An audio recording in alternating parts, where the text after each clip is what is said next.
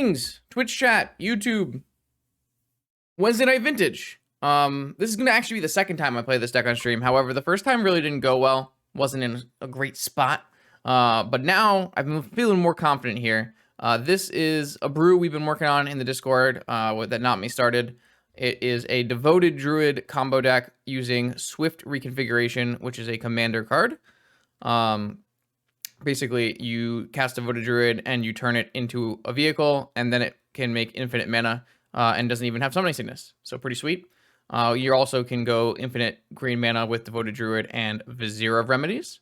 And to find our Viziers in our Devoted Druid, we are playing 4 Living Wish with a Living Wish board, and 4 Finale of Devastation to search our library and graveyard.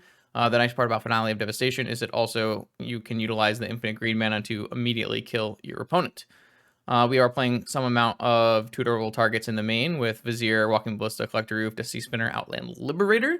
And then we are playing a full 15 card wish board that features creatures and lands that we can tutor up. It's kind of cool that you can tutor up things that break your Luris rules, like Emrakul and Cathar Commando. Or sorry, Brutal Cathar, not Cathar Commando. Though you can tutor Cathar Commando. And we're playing it in a bit of this time we're going to play it in a bit of a Bant shell. The first time we took this deck out, we played it in a green-white shell, and we had some issues. So we're going to up the power level. We're going to make our mana base weaker, but up the power level of our deck. Get a Ancestral and a Time Walk in our deck. Put a Brainstorm in so that we can get rid of pieces we don't want. And maybe put some Flusters in here that can help disrupt our opponent or get our combo to resolve. I really love our wish board here with Bajuka Bogs and Wastelands and Besageux. Got a nice selection of different kinds of graveyard interaction, while also having, our combo pieces in Devoted Druid, Vizier of Remedies, Walking Ballista, and Emrakul.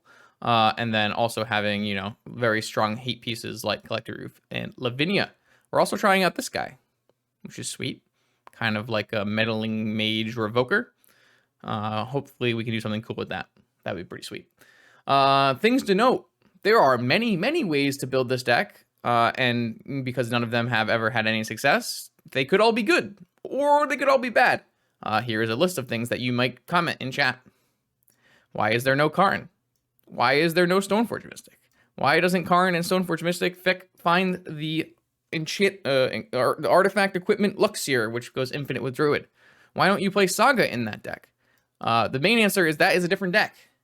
And I think that makes your deck weaker to Force of Vigor, which you don't need to be because your combo actually beats Force of Vigor.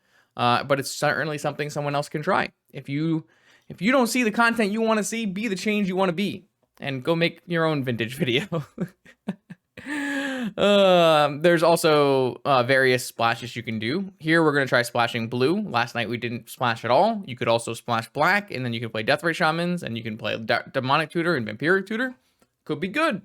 I don't know. It's a different deck. Could splash red and play Magus of the Moon like Not Me did at the very beginning. All of these things seem reasonable, and all of these things could be their own video. But they're not. Today we're playing Bant, and I'll see you in round 1. Okay, here we go. Round 1. Vintage League. We're up against, I believe this is Lorenzo, who should be practicing for the 4 Seasons Vintage event in Bologna. You can see that off to my down. It's probably down. If you look below me, there's dates for that event. Make sure you go check that out. If you are in Italy or can get to Italy, sweet event.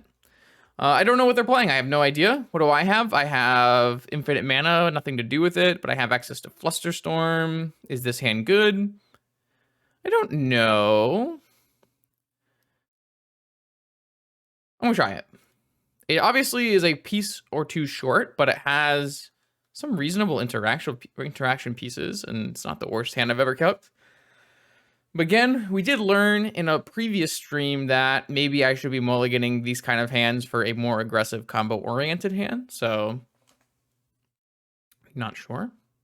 However, if we do find another, one of our 7 tutors, then we have, the full mana combo, where we have infinite mana plus something to do with it, which would be nice. Where did my cat go? Oh, there's my cat.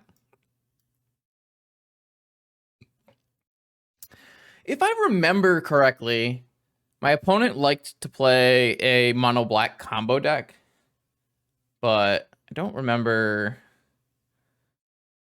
if that was just for fun or if that was the real deal. Well, you never built a Luris deck with Emrakul? Come on now. Very common.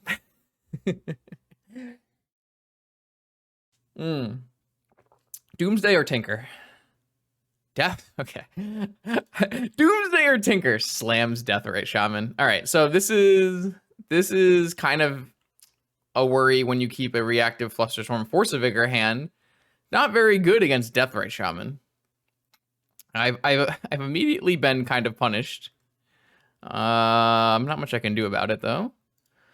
So if these Flusterstorms were not in the deck, they would be toolbox creatures. Things like Cathar Commando, Thalia, Spirit of the Labyrinth. I don't know if those would have been a much better here, so it's probably fine.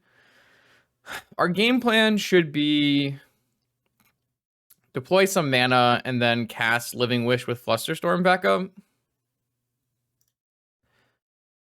Say no more. I am willing to utilize my Flusterstorms. I'm gonna get a Tundra. Ooh, God. If I get Wastelanded, I'm pretty sad, right? Well, if I get Wastelanded, I'm pretty sad, but that is part of playing against Bug.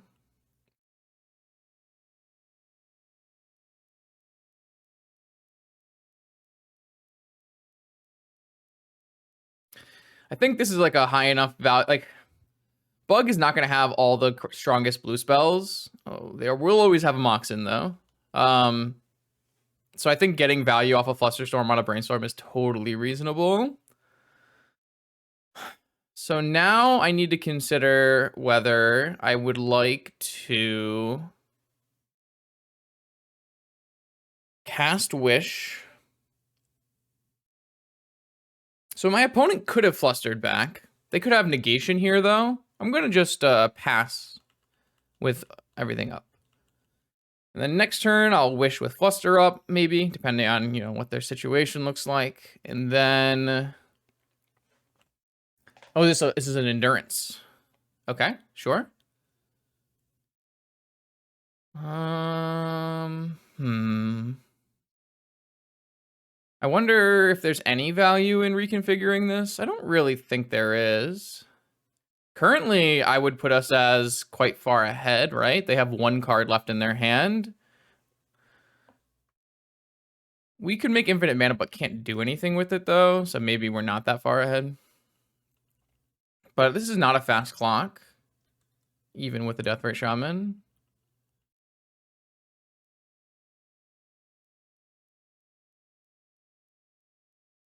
Another one of those. Sure. All right. So my opponent actually doesn't have Negation up anymore. They can still have Fluster, but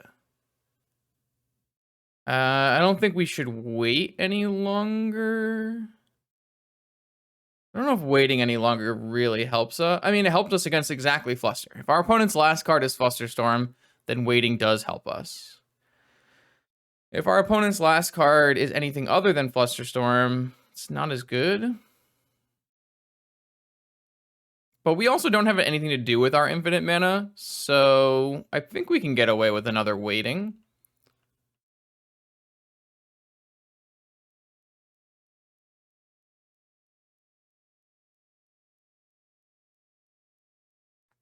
Obviously, they can draw a variety of cards that are going to be good.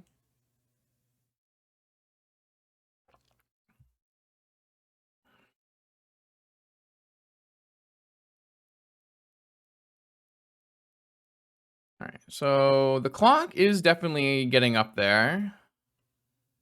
We're going to take at least 4 this turn. If we play any of our spells, then we are starting to take more.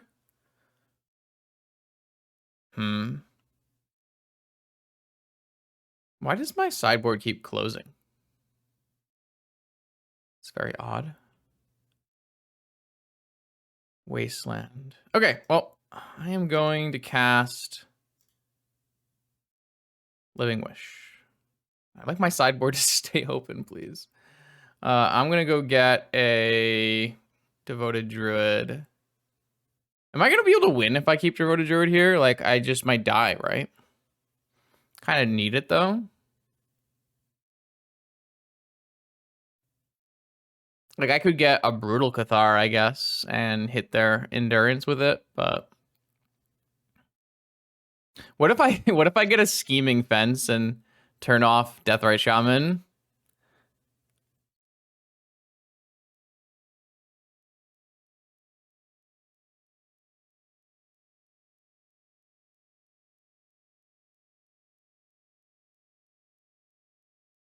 Mm-hmm.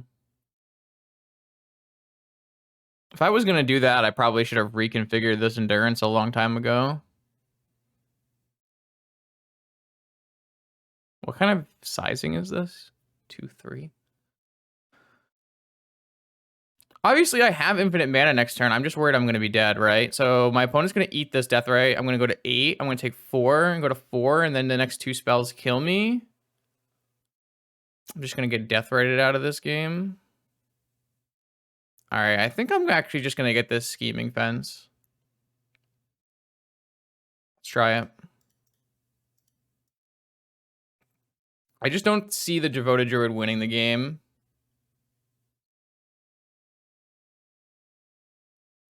I would have to draw exactly... I mean, maybe we're just supposed to play to it. Of course, this does make me not have this. All right, so... Oh, wait, Wait, what? It only turns off one? Doesn't turn off all? Oh my. Okay. Well, now we're learning things. This is so much text. Okay. So I learned a lot of things here. I learned 1, my Living Wish doesn't go to my graveyard. 2, Scheming Fence only turns off a single Deathrite Shaman. Okay. It's a learning stream. It's a learning stream. Not a great Magic the Gathering play. I should definitely have gotten Devoted Druid. It's not remotely close anymore, right? Shit. Okay. Well, the good news is... What is the good news? I'm not sure what the good news is. I kind of just assumed this was the like Meddling Mage, but... Okay, so yeah, I like very, very, very much should have gone for Devoted Druid.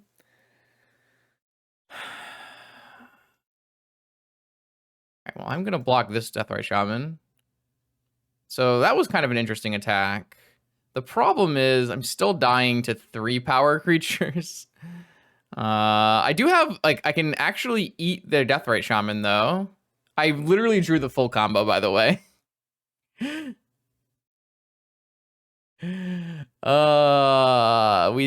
drew the combo. All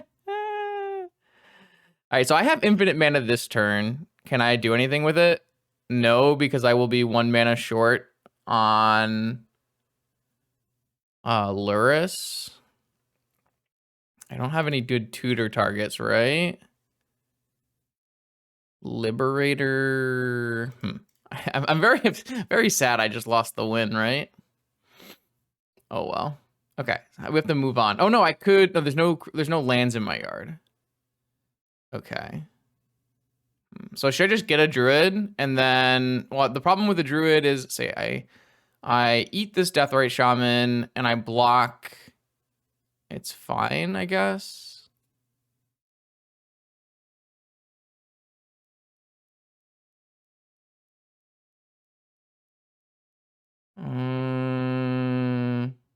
Can't play this cat. I can't. There's no graveyard cards in the. There's no lands in the graveyard to eat with my Scheming Fence.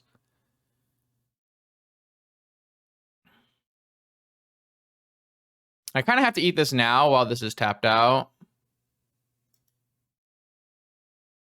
I'm just gonna do. I'm gonna go get my Druid, and I'm gonna eat, and I'm gonna.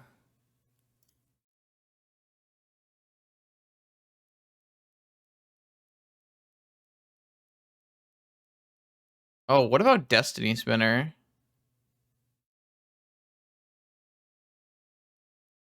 Oh, you're right. It's locked down. True. What about Destiny Spinner? That technically solves my ground problem.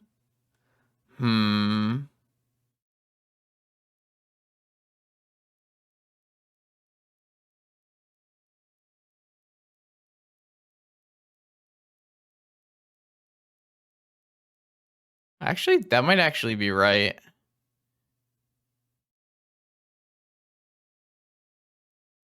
All right, we're gonna get Destiny Spinner. Oh no, it's based on enchantments, not number of lands. Oh my god, I'm learning what my cards do. No, this is fine. This is fine because is it fine? It's not fine. I should have gotten a Devoted Druid. Okay, how many ways can I throw this game? So I kept the forest open so that I couldn't get wastelanded, but this also means I can't hold up Fluster, so I'm not 100% sure that's good either. This actually does let me double block Endurance, though. But then I would lose my Scheming Fence, so maybe not the best play.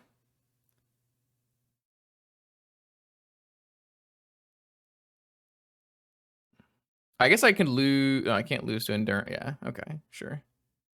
I have learned a lot this game, so small victories, right? So now they could like Abrupt Decay my Scheming Fence and kill me. That's fine.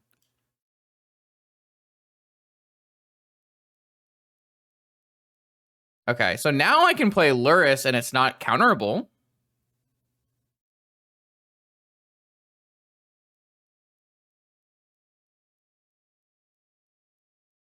Okay. But I still would have to do massive amount of blocking, right? I would have to block Leo and then trade. I'd have to trade with Leo and double block Endurance. What if we just hold up Destiny? I mean, the chump is not very good. We also have Swift Reconfiguration on Endurance. It does draw them a card.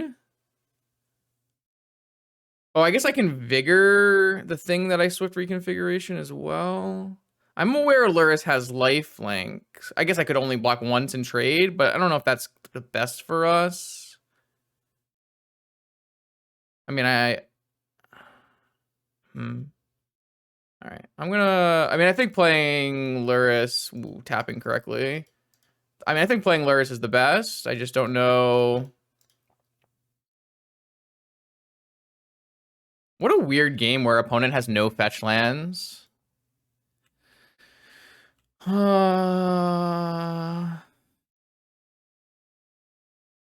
definitely should not have gotten the spinner, but the game is a lot more interesting because I've gotten the spinner and the Scheming Fence. I don't know if my opponent read Scheming Fence either, seeing as they attack with their Deathray Shaman that could be activated. That did help us a lot as well. Oh man, this game has been something.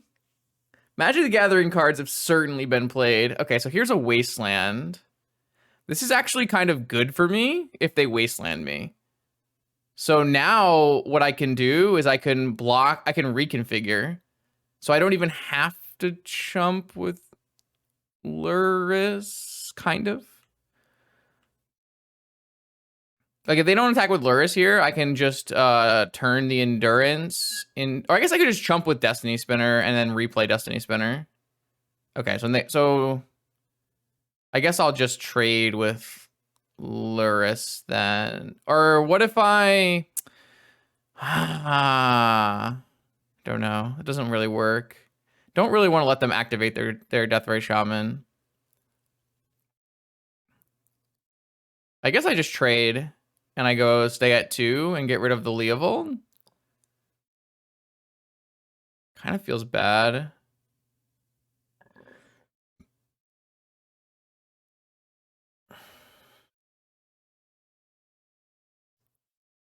The problem... What does double chump get you? Don't think that gets you anywhere, right?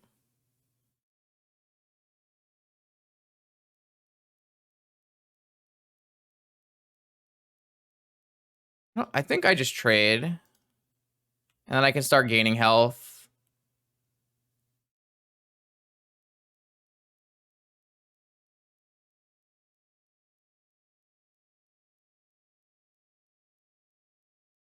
And now I can like wasteland, or I could kill something with reconfiguration. Does this lose the ability if the card goes away? Anyone know?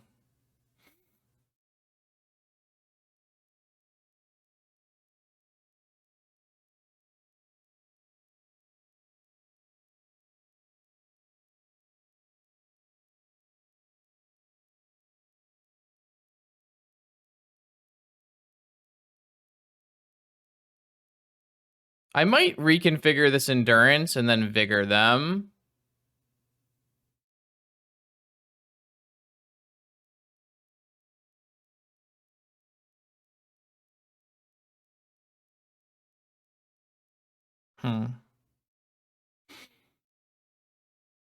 Because that would cut them off of green mana. Maybe I should have just done that in their upkeep.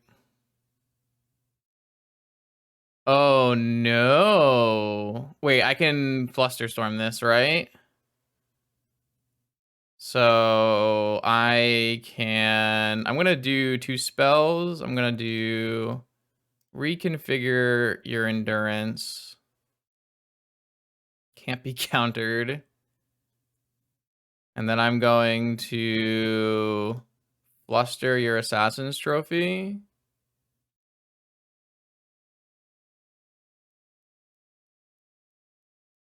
Since there's no chosen permanent, it wouldn't have abilities to steal. That's kind of sad. All right, so now... Should I wait till my turn to Vigor in case they have their own Fluster? Well, I think I'm supposed to Wasteland now. Yeah, I want to eat a creature, I think.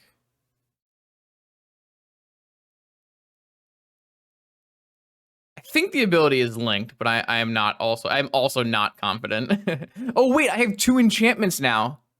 My creatures are huge.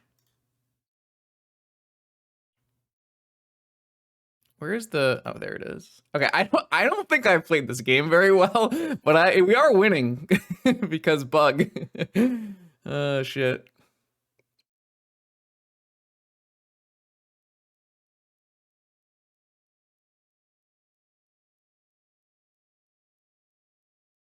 So they could have negation, but I think that would be okay.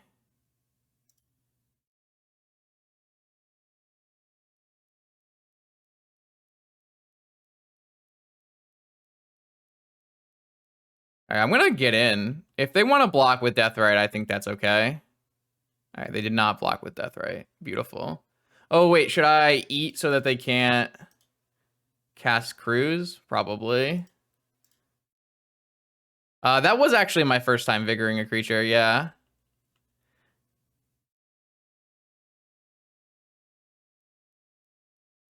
Okay. They don't have any green mana now, though. Yeah, that's fine. Oh, I only have 1 enchantment now, though. What? What is going on? I read this card totally wrong, by the way. I thought it was like the number of lands you control, but that is not the case. I'm just going to attack and leave open my fence. Well, I can't actually exile any cards from their yard anymore. Well, I can exile lands, but that's fine. I think I want to just eat the Lurrus from my yard. Do I want to eat the Lurrus from my yard? I don't know. I'm out of action though. That I am. Why does this keep closing on me? What is going on?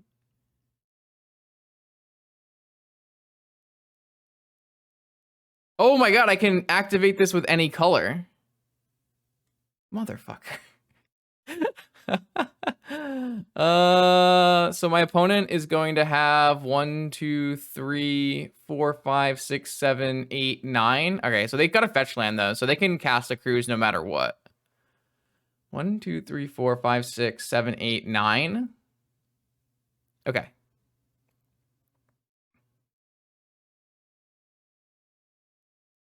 This has so much text on it. Come on. Is this an Oko? Uh-oh. Uh-oh, Oko. Uh-oh. I would hope it's better than Needle. It costs a blue and a white and can be bolted.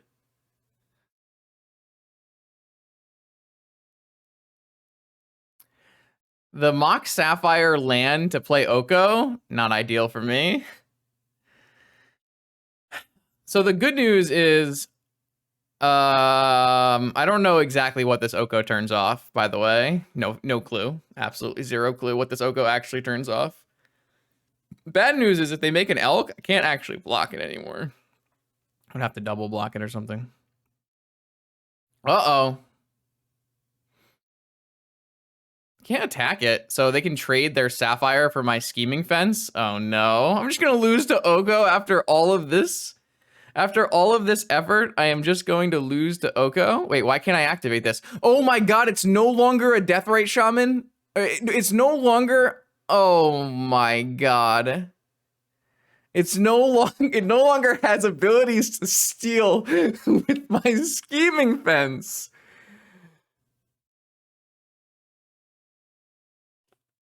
Oh my god. All right. Well, I think I'm losing now.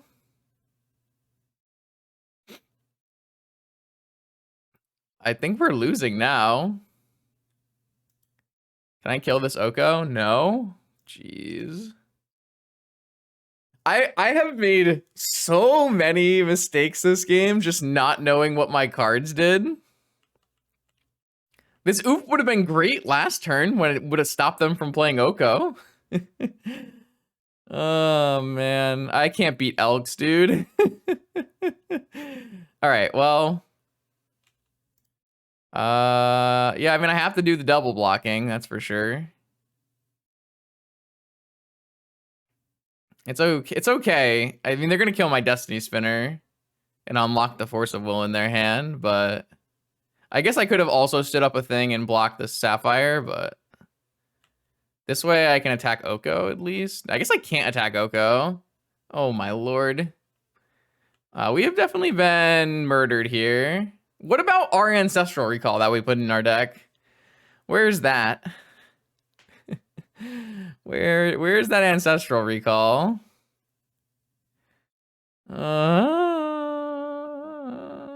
We can't attack Oko. What are we kidding? Oh my lord, I played this game so badly. I would just so easily have won if I had just tutored for the combo.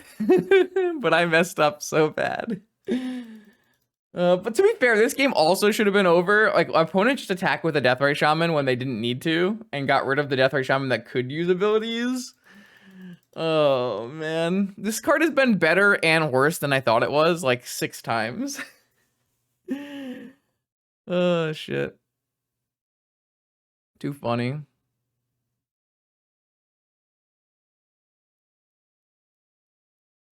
Are we unlocking Collector Roof so that we can use our Sylvan Library food token combo? Or are we just killing this 2/3 that has no text? Your move, opponent. I guess I should not be F6ing because I do technically have a mental misstep.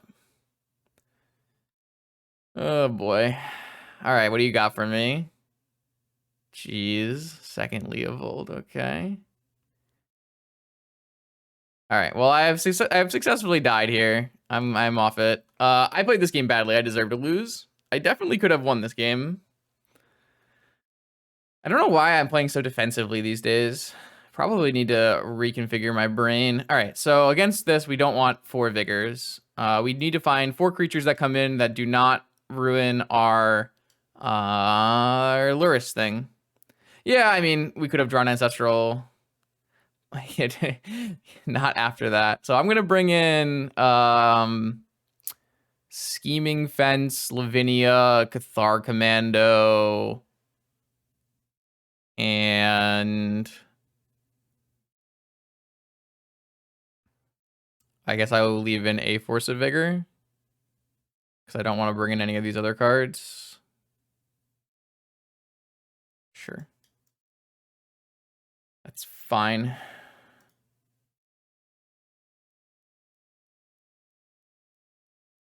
Yeah, I guess we could board. I mean, it's like kind of rough to be boarding in Waste against the Deathrite Shaman deck, right?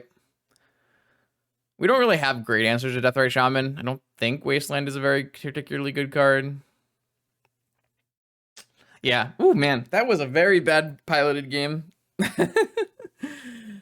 I just needed to jam and just pray that I had it on top of my library, which of course I did, because every time I don't jam, it's always there. And every time I do jam, it's never there.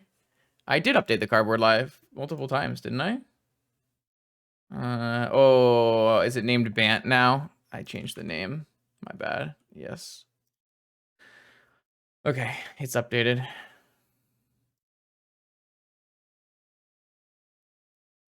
Hmm. Okay, let's try this again, but this time with a cat and significantly better play. I have drawn Jet Wasteland. Fantastic. Let's try again. Yeah. This is good. I like this.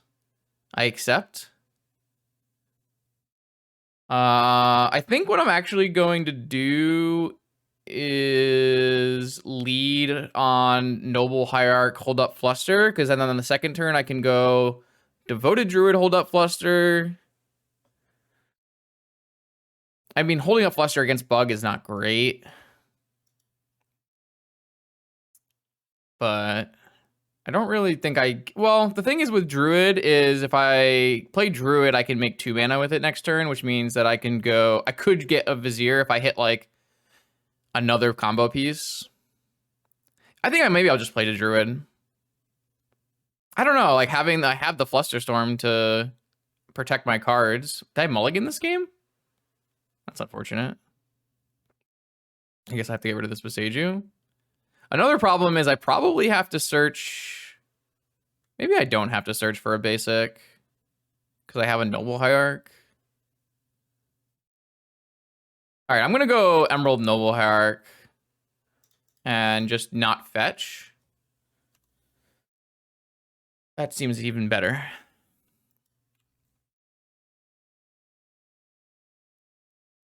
So technically, they went no play. Land? Land is good. All right, I'm going to go Noble Hierarch, or I'm going to play Devoted Druid. I'm going to not attack. I don't think it matters. Just hold up extra mana. Maybe win a Fluster War or something. Is this going to be an end of turn Ancestral? No, just an end of turn fetch. Okay. What do we got now? So technically, I can have infinite mana next turn. But I don't have anything to do with my infinite mana.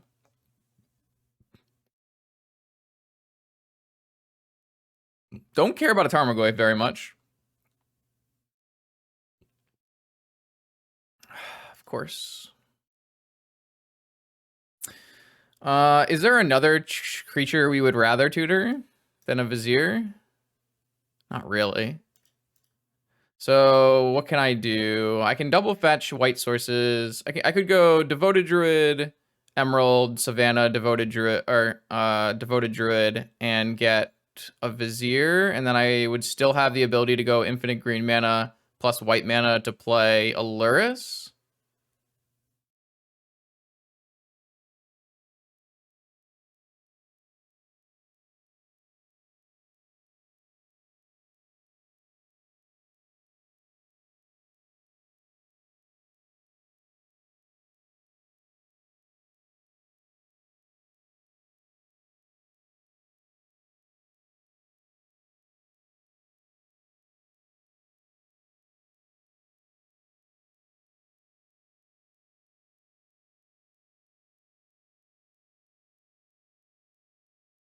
I don't want any of these other cards, right? They're not that good.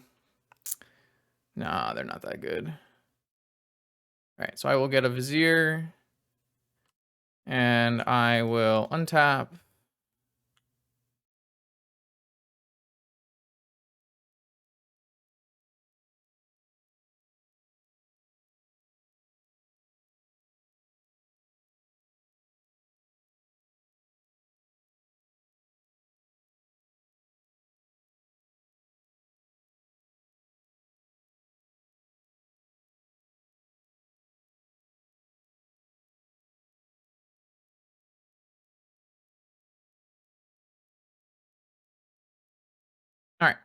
Well, I currently have infinite mana. We have 7 more counter. We have 3 more finales and 4 living wishes that all win the game. And we also have natural draw, walking ballista. So there's a variety of cards that are good for us.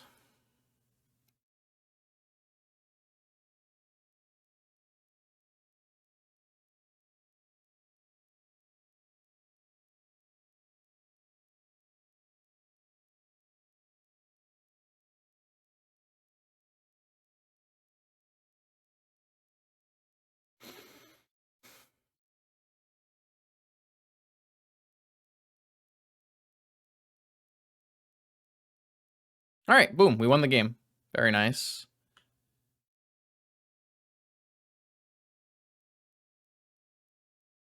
So I'm just going to do this for 20 and get a walking ballista and then attack all.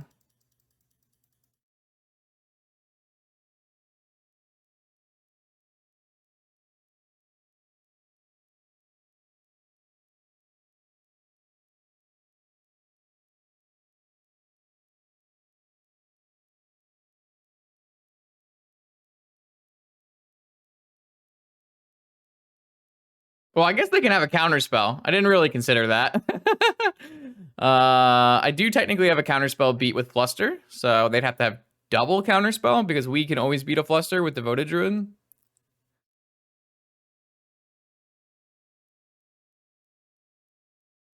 I technically should have fetched this at some other point in time here, but whoops. What? Chat?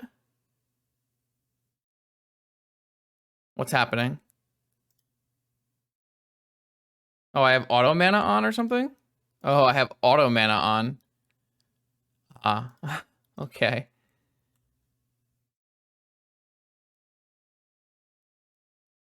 I can't use Druid because I need to make blue mana. All right, so do you have a second force? No. I'm just going to search a walking ballista, and I'm going to attack with everything that's not a Druid.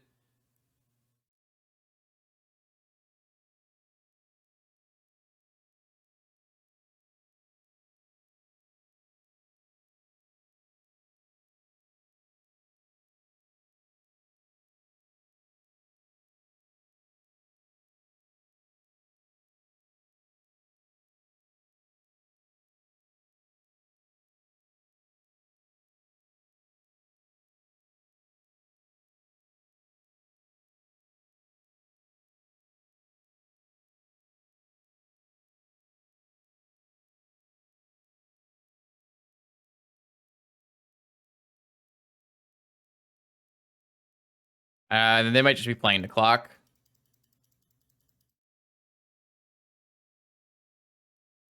I'll just make enough to kill their blockers.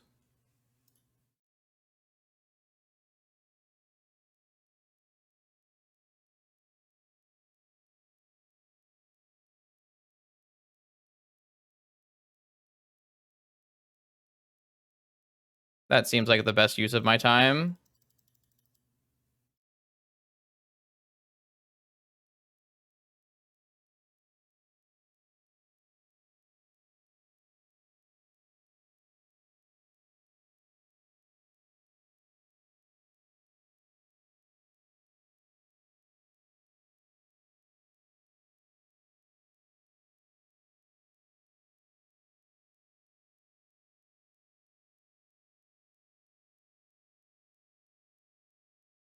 Okay. All right, so now to game 3. I specifically didn't search for a basic there to make them think I didn't have a basic in my deck. I don't know. I think they've soft forced in round 1, but maybe for some reason that would be an advantage. Let's go to game 3. The nice part is once you have W, which is the toggle auto mana, it actually is really easy to make infinite mana with the Druid, especially when you have the Vizier combo and not the Swift Reconfiguration combo. You just like double click and a tap and do that whole thing and just make a million mana. The problem is there's no auto mana to use the mana in the pool, no. This is definitely a sus hand, but we have to keep it, I believe.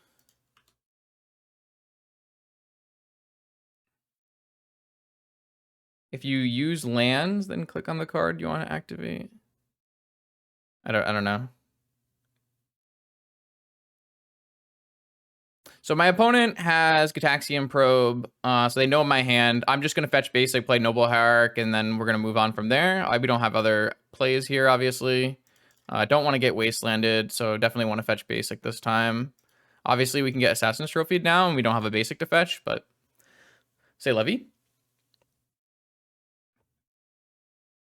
So I'm just going to try to advance my mana pool, and then maybe we even like Wasteland them out of this, depending on what they play.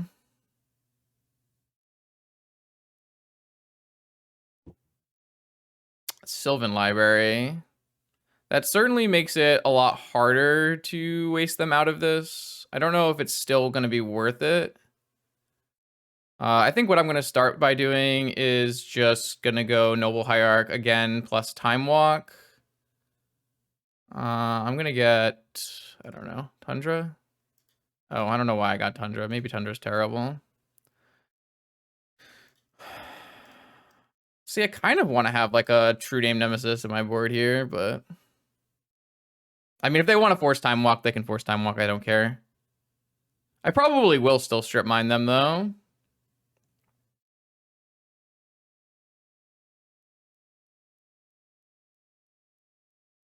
Oh, they are going to force Time Walk. Sure. They use 2 forces to hit my Time Walk. That's fine. I accept.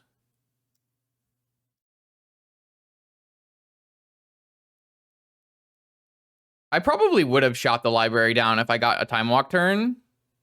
But, I mean, I think it 100% makes sense for me to cast Time Walk there, so. They put at least 1 card back on top. I probably will end up liberating this library at the moment. They took 4. Let's see what they play. I guess we can't really beat an Oko, so maybe not. Oko does seem like an issue here.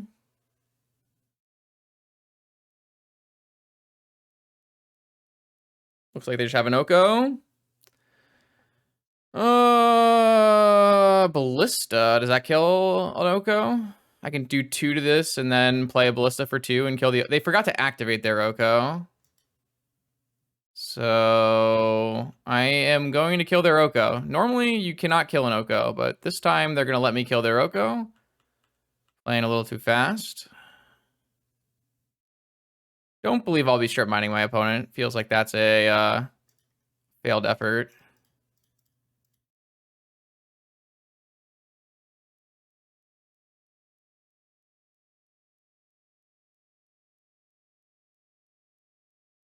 Okay. They don't have that much life total to use. Yeah, I don't have a fence anymore.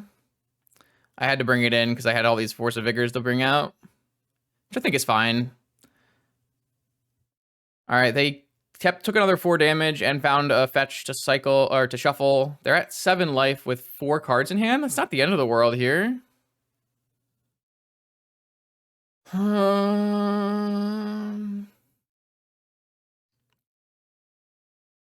We also have Living Wish for Cathar. No play. Brainstorm looks a little sus. I don't really think that's a very viable removal spell. I think I'm just going to get rid of... Should I get rid of the library? I feel like I should still get rid of the library. I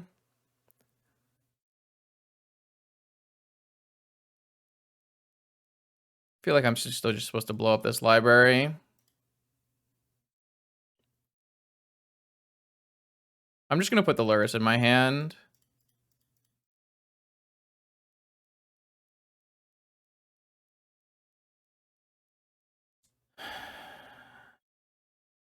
No endurance. Okay. So they didn't get to use their library that well. They took 2 cards and were only able to shuffle once. This is a Wasteland on my Tundra, probably. I mean, we could technically take them off of black mana. Okay, so they're gonna wasteland, so we can't take them off of black mana. That's fine. So I'm just gonna play Lurrus. They have to have a counter spell really for this, or we're gonna get lots of value. No, all right. Well, then I'm gonna play an Outland Liberator. You could only use the auto mana if you have. All right, so this is Assassin's Trophy. Sure, that's fine. I mean, this works out pretty well for me. Opponent has 3 cards left now. Another Wasteland. They're gonna hit my Strip Mine or my Tundra. Now they're hit my Tundra. Fair enough.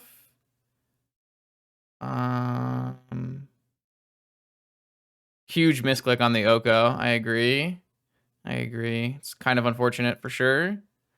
I'm just gonna attack with the Frenzy Trapkeeper.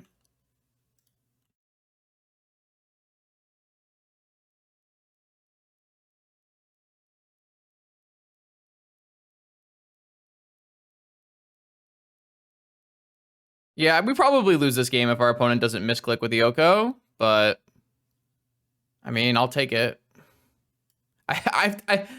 To be fair, I gave a lot of equity in game 1 as well, right? In game 1, I don't think our opponent should have had a very good chance of winning. Wow, what a crazy game to start off the stream, though. What a match. I really don't like Bug right now. It's definitely like has a power level to be a playable deck in Vintage. I'm just not sure it's at the place you want to be in the current metagame. Obviously not this matchup, but just for people who are trying Bug, I think Bug is a thing you can definitely play, but if I was to play a Deathray Shaman deck, I would probably try a Lurrus deck first. Just my thoughts on the matter. All right, here we go. Round 2 versus everyone's favorite Standstill player. Take your time. Ugh, this hand just needs a land. That's a very good statement, Slasher. Oko is good against bad decks and bad against good decks. I would agree with that one. Unfortunately, I have to put this hand back. You can't keep a Sapphire Ancestral hand versus Take Your Time, who's going to be playing an extremely large number of counter spells. You can't snap keep this hand.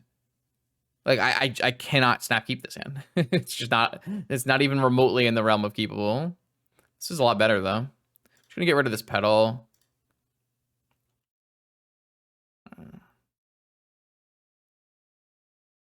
How do they always have a Maxen? Are they gonna play Standstill on turn 1 here? Scroll, okay. So unfortunately, my Flusterstorm is not countering their recall because they have a Moxen. Living Wish. Oh, this is where I would love to have my Spirit of the Labyrinth in my sideboard. I guess I could Scheming Fence their Pearl, but doesn't really get me very far.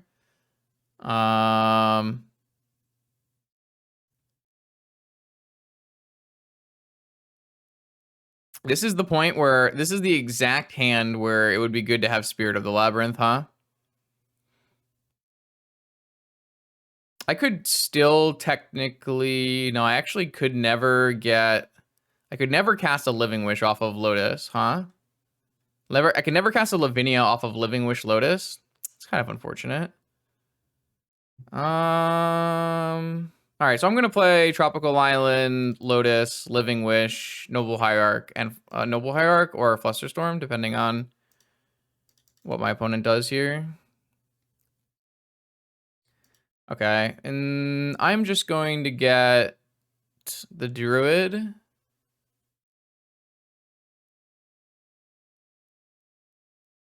And I am going to play Noble Hierarch.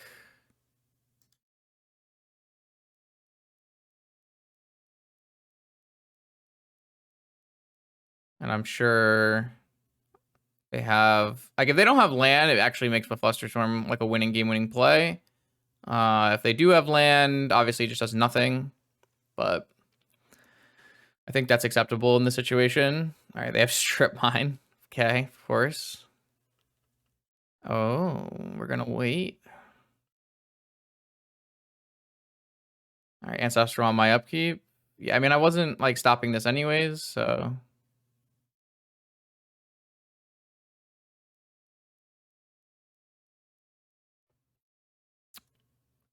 Okay. So that brings us pretty close to infinite mana. I am just gonna play Hierarch and go. I think just holding up Fluster is better than other plays here.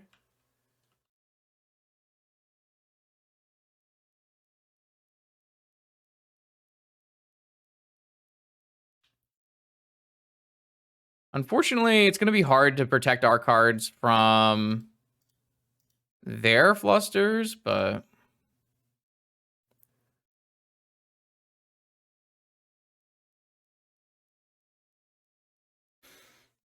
All right, we have the full combo. What is this? Timeless Dragon? Yeah, okay.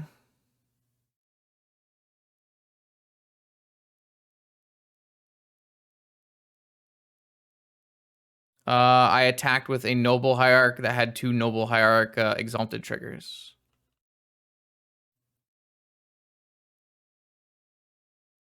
Yeah, I mean, I think this matchup is atrocious. My opponent is playing a million creature spells, or a million removal spells, right? I think it's better for us to go for Devastation. I mean, I can't, like, this Fluster is just not going to protect me against my opponent because my opponent is a Drago control deck. But I don't know. Feel like we should just jam, right?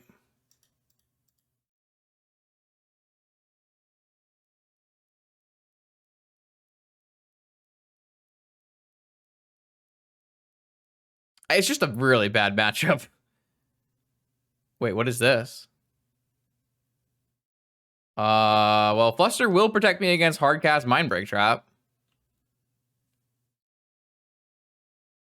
In game 1? Do we win? No, of course not. I got a little hypey there. Oh man, playing against Andrew or sorry, Aaron. Yeah, Aaron is a struggle.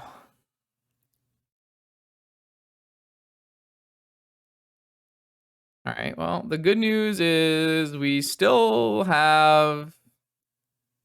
Okay. Hello. All right. Okay.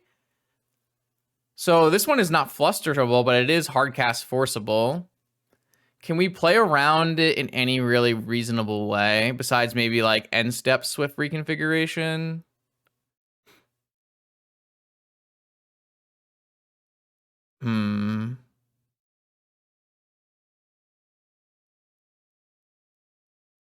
I don't. Maybe we should probably just jam though, right?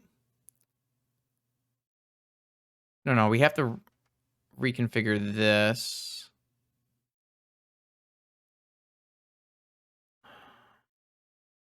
Maybe we should just lead on Liberator and then maybe end step reconfiguration. Maybe that's just the best play.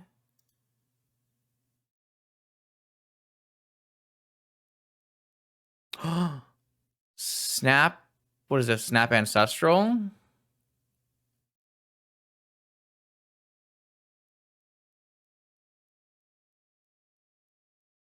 All right, so we just respond to Ancestral with reconfiguration and hope they don't have any more.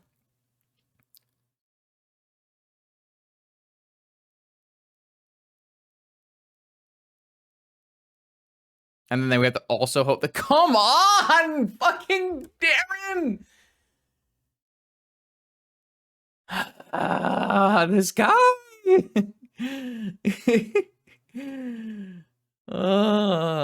It makes Standstill look like the best deck in the format every time. It's crazy.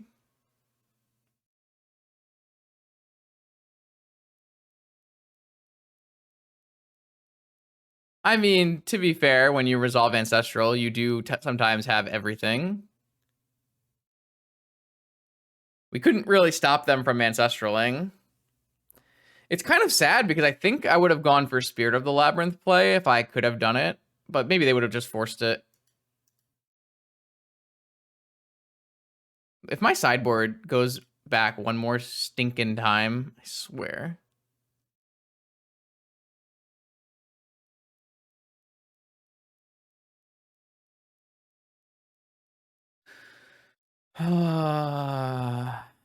I mean, we still have access to infinite mana, but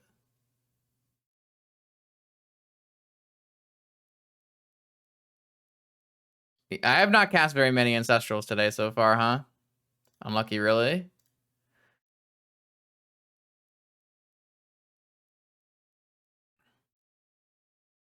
They got a Standstill? They can't Standstill here, though. My board is much better, right? I guess it's not much better because there's a Timeless Dragon in the yard. What is this? Am I getting balanced?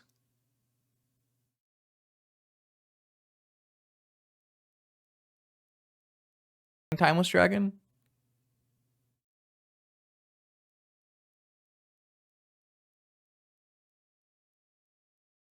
Ah. They already... Oh my god. Yeah.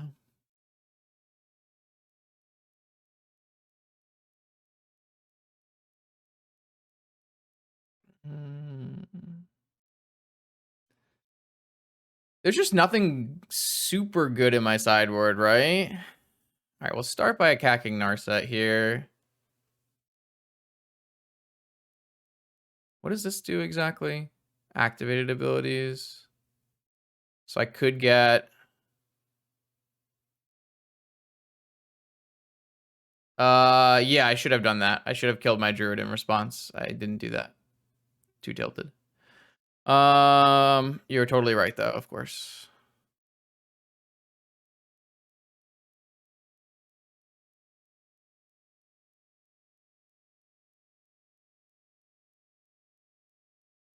Should I just steal this Narset's ability for a turn? I could get a Bajuga Bog and hit the Timeless Dragon.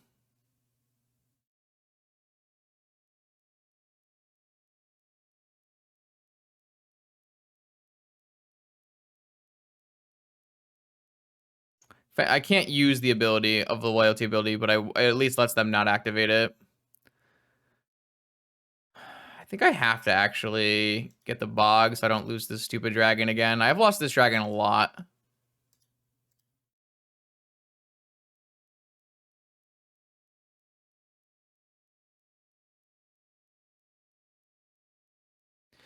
Yeah, I obviously should have gotten... it was actually really bad that I didn't kill my Druid, because, I mean, it's unlikely my Lurrus will ever resolve, right? But if it did resolve, it'd be really good to be able to play Druid and Reconfiguration from my yard. It was a really big misplay. So my opponent has a Teferi and a Standstill, along with 4 other magic cards in their hand. Apparently another Timeless Dragon, I assume. Don't know what else costs 5 mana.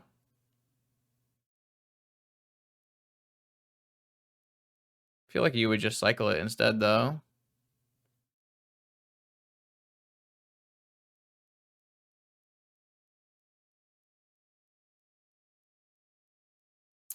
These are not attached, right? It doesn't matter. I'm supposed to keep it anyways.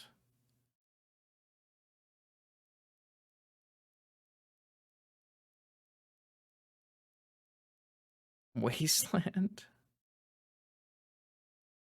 They are going to play Standstill? Is that good?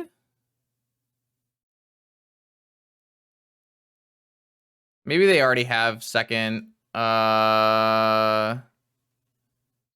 they already have second Timeless Dragon in their hand.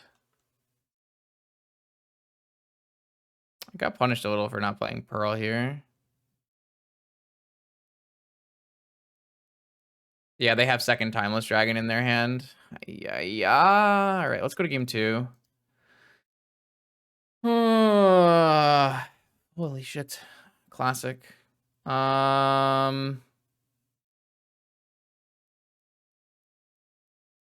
I'm just gonna bring in Lavinia and Cathar Commando.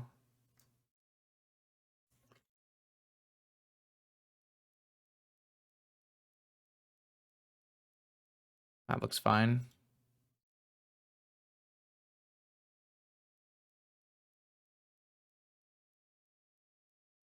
This hand is quite slow.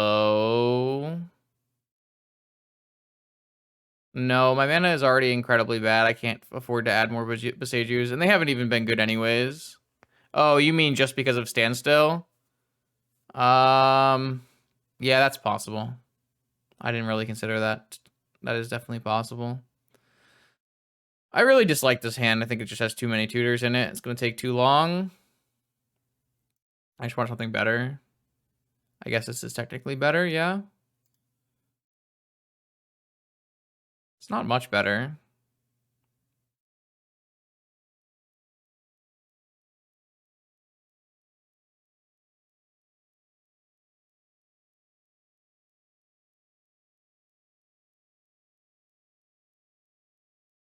I don't know if I've ever beaten Aaron.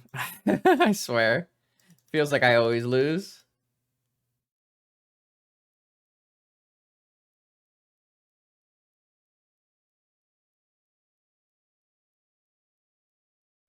Uncolor Moxen, eh? I mean, they are playing 5 Moxen, because I don't think they would play Tolarian Academy without 5 Moxen. I still don't think you want to play Tolarian Academy with only 5 Moxen, but maybe they're playing like a Saga package. I haven't seen Sagas, though. Not really sure. I guess I could go look. I'm pretty sure they're the only published Standstill list.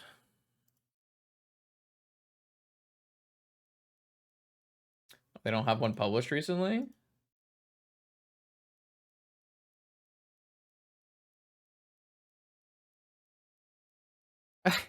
Why do I bother, man?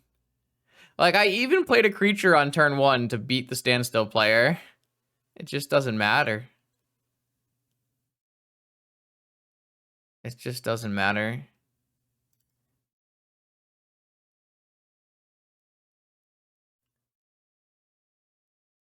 Feels like everything I do is so futile. I don't know. So their deck is 2 Timeless Dragon, 1 Snapcaster, 1 Narset, 2 Jace the Mind Sculptor, 2 Teferi, 3 Islands, 1 Plains, 1 Tolarian, 1 Library. So they're playing Tolarian off of 5 Mox Soul Ring Lotus. And then main deck, Trap, Negation, Mana Drain, 1 Prismatic Ending. There's 1 Prismatic Ending, 1 Balance. No swords. Wow. Oof does shut down the reconfiguration route. That is technically correct, yes. Nope. Most of the time when you play an oof, it's because I probably shouldn't keep an oof in this matchup, but most of the time you play an oof because it just makes your opponent not be able to play the game, and then you win with attacking instead of winning with reconfiguration. Like, maybe you configuration their things instead. Like, you just adopt a different game plan.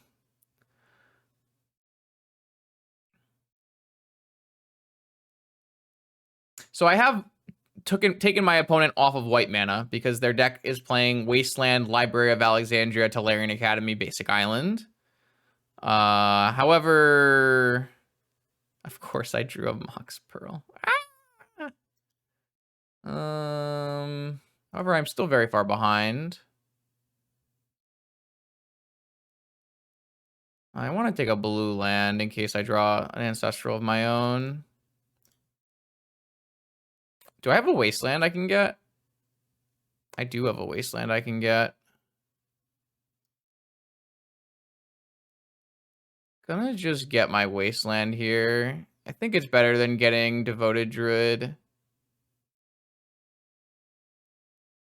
Maybe? Or maybe I should just get Beseju so that I can't be standstilled. But the problem is Beseju fixes them for white mana, so I don't actually think that's good. I'm just gonna get this Wasteland. I mean, I have to win through 10 turns. It's gonna be. I mean, I have to wasteland the library, right?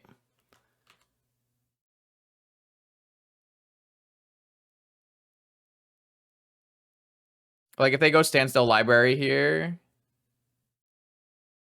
I guess they're just gonna go dig. Hmm. I guess I just have to waste library no matter what.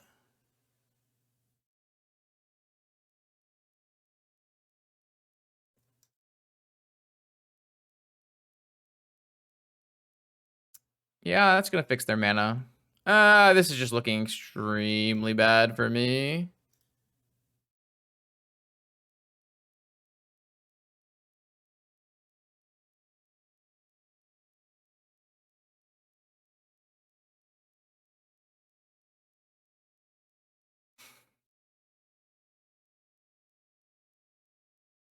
I would like a busted Ancestral or Time Walk start as well. That'd be fun. I'd have a good time. Chat would have a good time. Oh my god, they used their Timeless Dragon to Plane Cycle, and now they're gonna balance us. I never have a good time when I play against... Wait, where'd the swords come from? They added a swords to their list? Alright, whatever. Sure. Fair. Now they're gonna stand still? Because they have a Timeless Dragon and a standstill.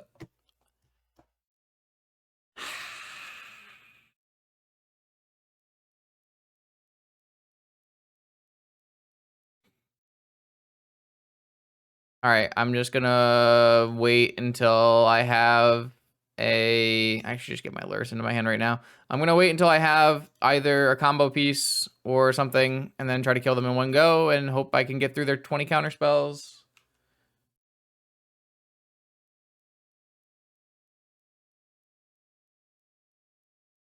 I would just play all my mocks in and just try to one-shot people. Strip mine? Oh, so sad, dude. It feels like I just never have a shot. Okay, so we're going for it. Ready, chat? We're going for it.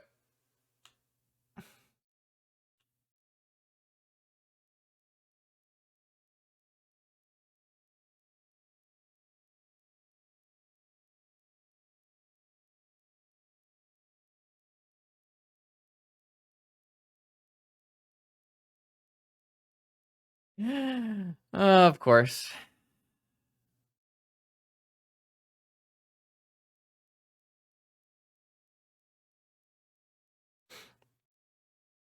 I mean, I'm not unhappy that we actually could go for it, but I just think Standstill is always unbeatable for me.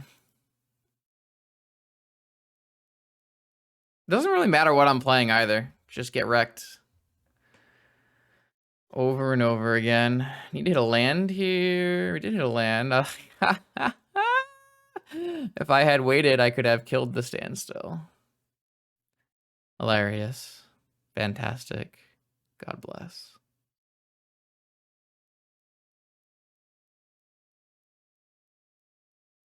That is just tragic.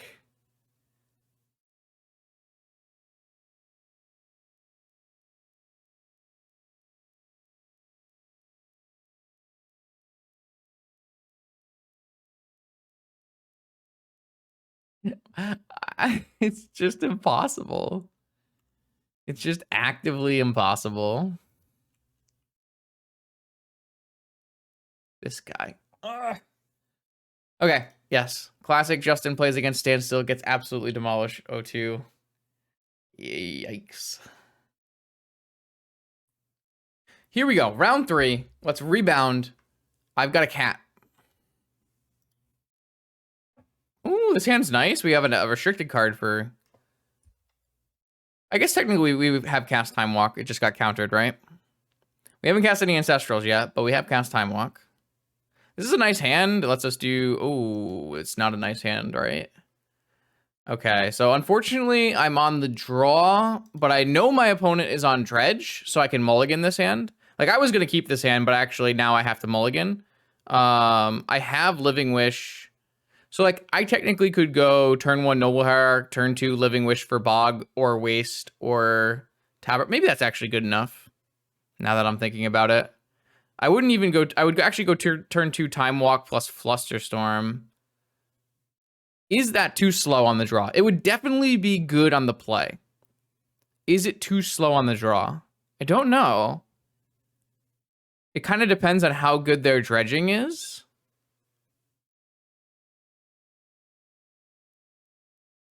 And how many hollow ones they have. Like, I do have a great Living Wish board here, where I have Tabernacle, Beseju, Wasteland, Bajuka Bog. And I have access to cast it and have Flusterstorm backup, right? So I have turn 1 Noble, turn 2 Time Walk plus Flusterstorm backup, turn 3 Living Wish plus Flusterstorm backup, because I Time Walked. I think we're going to try this. I want to know. I don't know the answer for sure, and I want to know the answer, so I think this is a good time to try. Unfortunately, like, my opponent is a Dredge player, and they are on the play, so...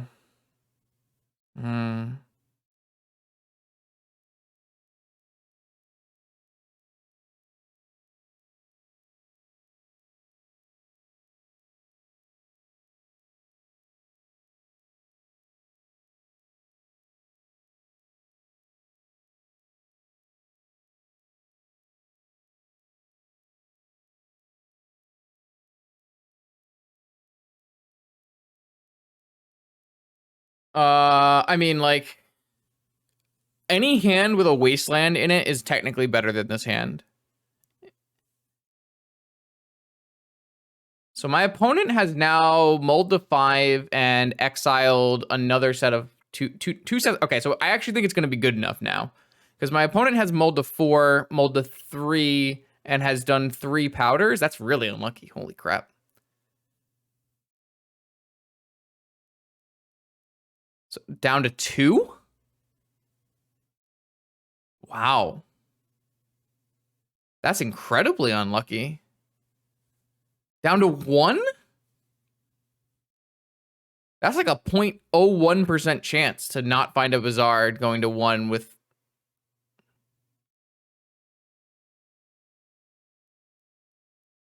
That's like, it's actually like extremely low % chance that you can miss a Bazaar. See if they found 1-on-1. They did find 1-on-1. Okay, so they didn't technically miss. But this should give us enough time, I would hope. They did hit a Dredger. Oh, yo, that's awesome. They did hit a Dredger. Maybe this hand is too slow. I'm kind of thinking I probably should not have kept, now that I'm thinking about this even more. But at least they will have no interaction, and I can do the things I want to do. So my opponent is going to get to Dredge here, and it could be really bad for me, depending on what they hit. We'll have to see.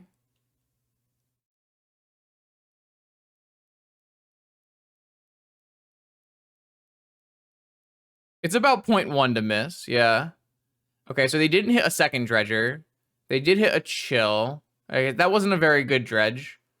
So they get to draw 1 and their Stinkweed, and then discard, and then they'll Dredge another 5.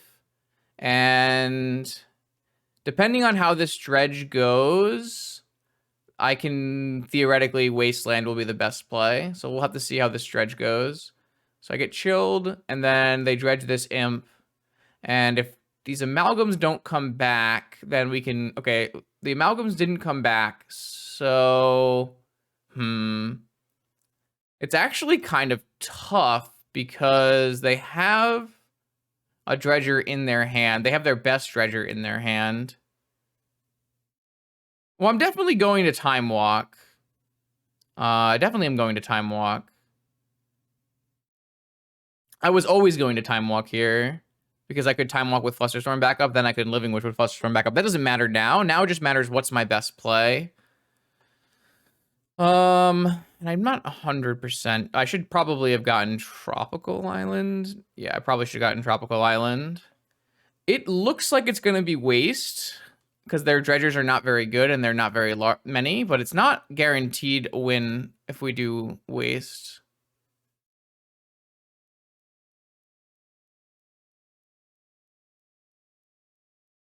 Oh, wow. Do we just win the game instead?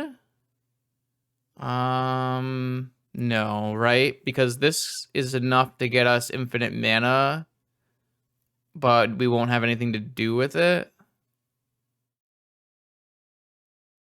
But we do have Luris. None of this is recurable. Wait, what about scheming? Non-land, right? Man, why can't scheming fence be lands? I mean, that would probably be pretty unfun. Well, the problem is I need to use both my Living Wish and my Finale to make infinite mana. Oh, I do just have Wish for Priest. I kind of forgot we had Priest in our sideboard. Yeah, I don't know how they beat Wish for Priest. That's probably just better.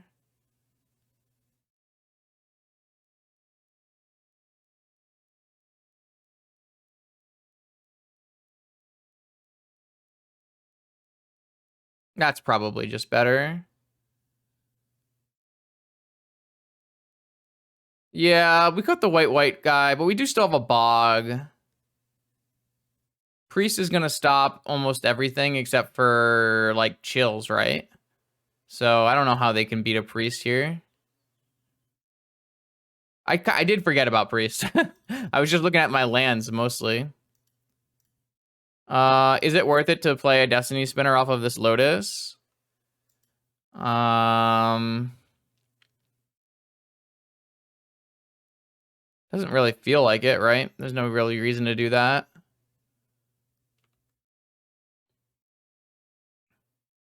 Well, there's no reason to fetch Luris with Lotus either.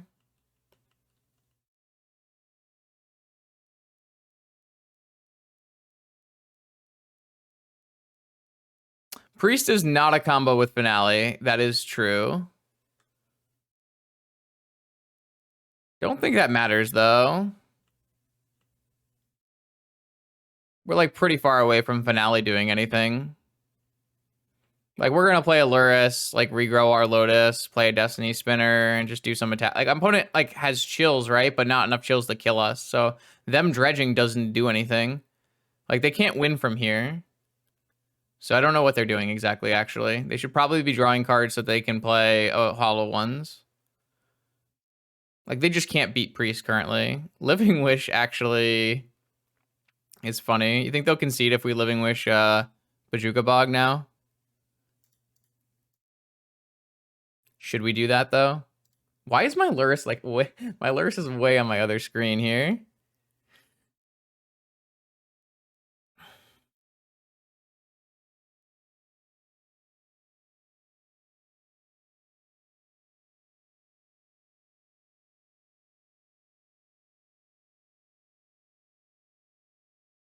I'll just Bajuka Bog them and make this game end.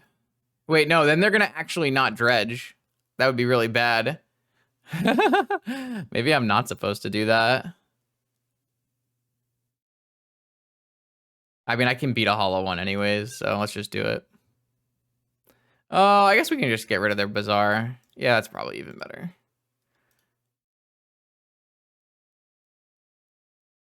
I don't think they can actually win this game in any way, shape, or form. I don't think there's any way to do it. I guess I'll just play this Destiny Spinner.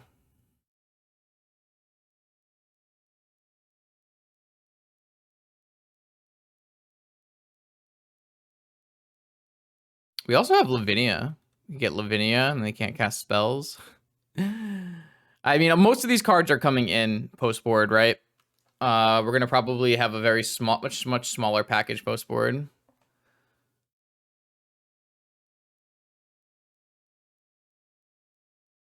Like, we're probably gonna bring in most of the lands, the Lavinia, the Containment Priest, those kind of things. Because I believe we're gonna have to take out Vigors and Maybe it's just Vigors, actually. It's 4 Vigors and a Mental Misstep, and... Oh, actually, not Mental Misstep, because they're playing Noxious Revivals. Interesting. Well, it's different than Shepherd, right? I don't know if it's better or worse than Shepherd. But it's certainly different. We are playing, like, 8 tutors that are not... like, would be uncounterable with Shepherd, right?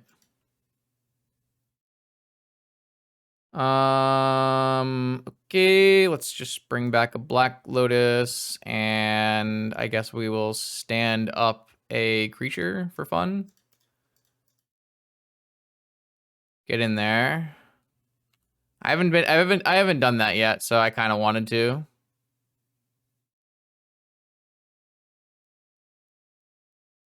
Even if they did have chills that could kill me, now I'm gaining 3 life, so.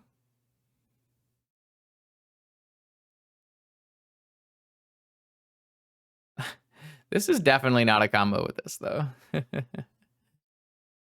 Okay, so sideboarding. I don't need Vigors. Vigors are not useful here. I don't need Collector Roof.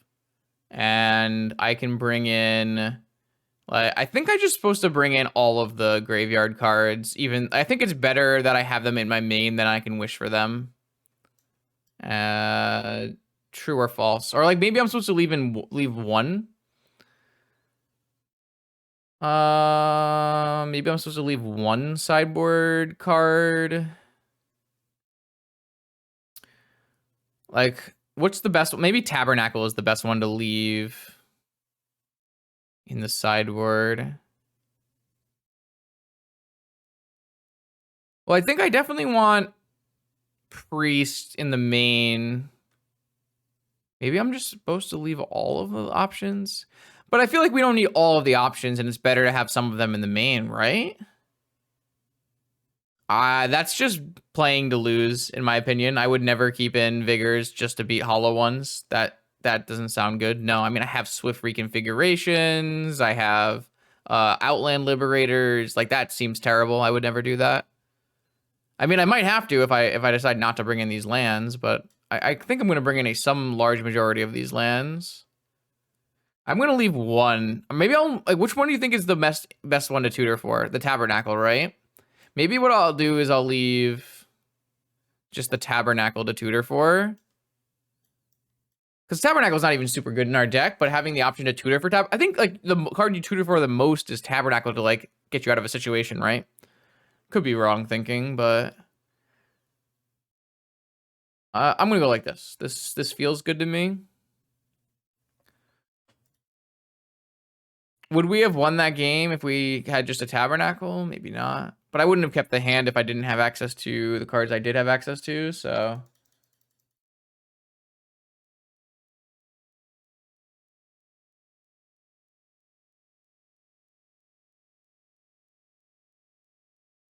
Yeah, it's, like, totally reasonable. I have had people crew 5, though, for what it's worth. Construct's kind of big like that. All right, this is a totally keepable hand. I have a Wasteland. What is the blue-green thing? You mean the blue-white thing? It's like a... It's like a Revoker that steals abilities. All right, I mean, this hand is not great, but I'm going to keep it. Yeah. Yeah, it's totally fair. I mean, Tabernacle should be good enough.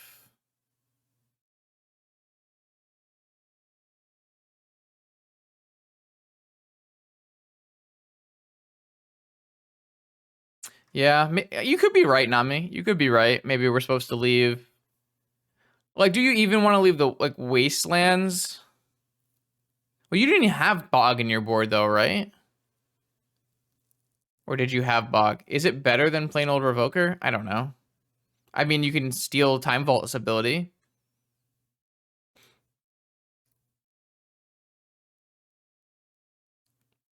It's probably not better than Revoker, no. But it's kind of fun, so I wanted to try it. It's already led to some great shenanigans. So my opponent has pitched 1 Dredger, 1 Amalgam, 1 Strip Mine. Looks like they have maybe a Grief or a Hollow One follow-up. No, neither. Okay, I'm going to just probe them, see what's going on. See if they have anything of value. Yeah, no, not getting hit by Vigor is actually a very reasonable thing. It's mostly just to try it out. I've learned a lot about the card. Okay, my opponent has forced my Gataxian Probe. That is a bit odd. But, I mean, doesn't really change my line. Well, we had time to tutor for Wasteland last game. But that's also because my opponent mulliganed, mostly. I think it's totally reasonable to keep Tabernacle and Bog in the board. I don't think that's unreasonable. We'll try that in game 3 if we get there. I think that's totally fine. So my opponent did not have a Noxious Revival, which means they are on one Stinkweed Imp Dredge. Let's see how they do. They missed on Dredgers. They did hit Icarid, but they only have an Amalgam as a creature to bring back. So unless they have another Bazaar in their hand, which they don't, thank God, we are in good shape. I mean, we're not in great shape because we don't have any lands, but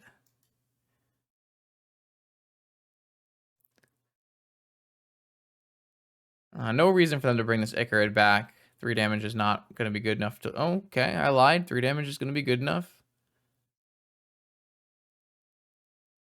So they're just waiting till they draw a Bazaar or a Noxious Revival.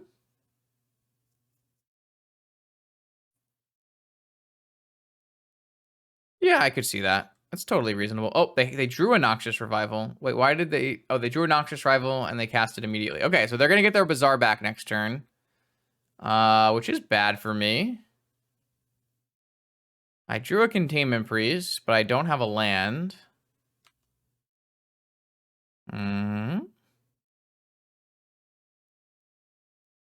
I do think we were winning this game with a land drop here, but... I mean, they're not dredging this turn, right? Because they have to play their Bazaar. So if we draw a land drop, I think we still are winning.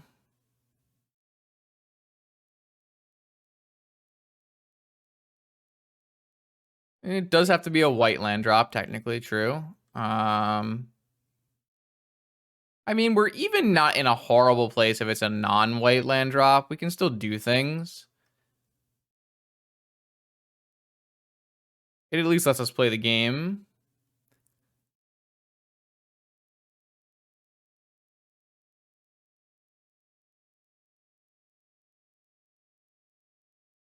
Not great, though. I've definitely... Like, these are good cards to have, but any of them being a land would have been better, for sure. They hit a hollow one, huh? Still one Dredger. Okay, I mean... Lands? Black Lotus? You don't say. I can tab them and Containment Priest them. So I don't think that's better than playing a Druid, though.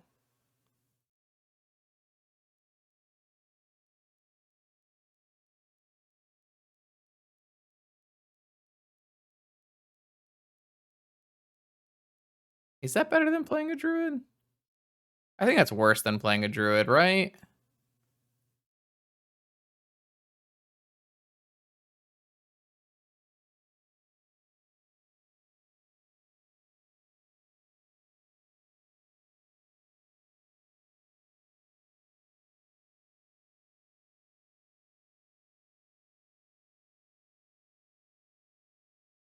Looks worse to me. I'd just take a hollow one hit here, and we have to beat 4 chills. I mean, we are going to lose to 4 chills, though.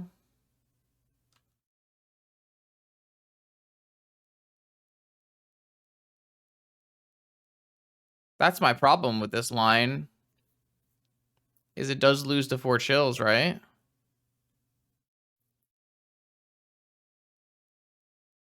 Like, I have to take this hollow one hit, and I'm going to lose to 4 chills.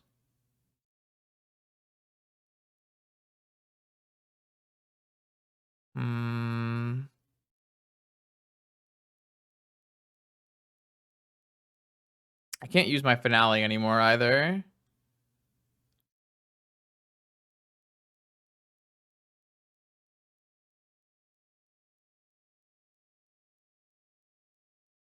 Yeah, but they don't have a wasteland. They're gonna go for like dredging, right?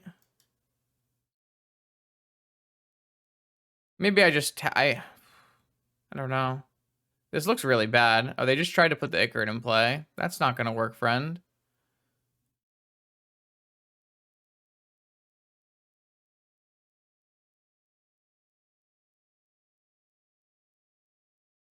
Yeah, so maybe I'm just supposed to chump with this. Well, chumping is so bad. Wait, how many chills do they have? Yeah, they'll have just enough. I don't think I'm gonna win sooner though, because I need to find a white mana. And they're dredging like very fast. I'm pretty sure we're losing this game currently.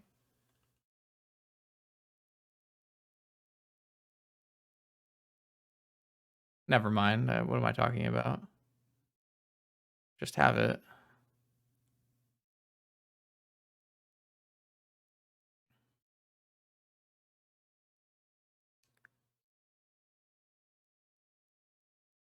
I do still need to do something about the hollow one, don't I?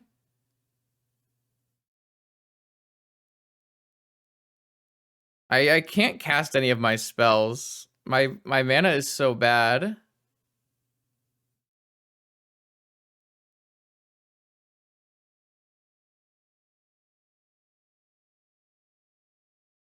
All right, well, I'm just supposed to tabernacle them right now.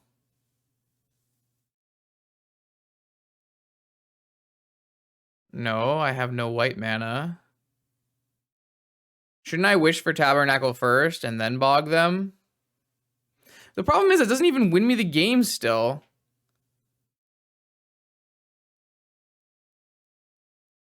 I don't know. It just seems so bad to me. I could also just wish for the... I could just wish for the Druid right now, and then I'm win on the next turn if I hit a white source. That's probably better. Just using Devastation as a pump.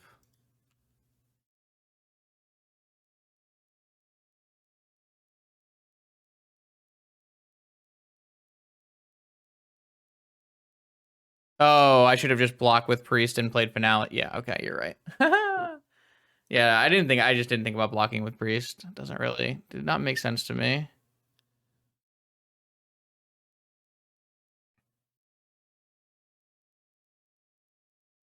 I mean, there's a way we could lose like that too, right?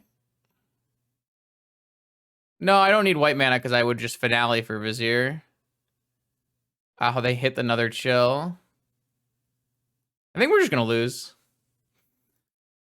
Well, if I hit a white source, I win, right? No, because now I can't fetch for it. Now I can't fetch for it. Oh my god.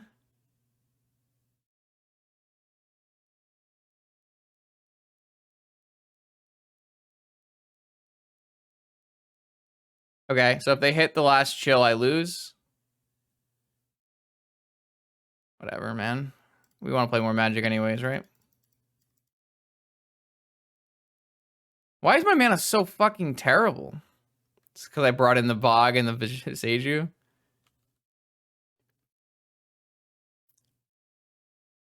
I don't know. I really think I think I was supposed to tabernacle them, but everyone told me not to tabernacle them. I don't think dying to Wasteland is important.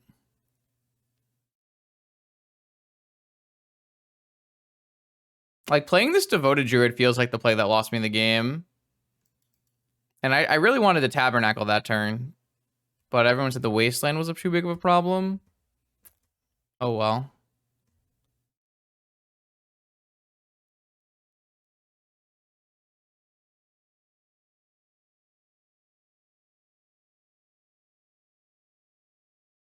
No, this... Oh my god.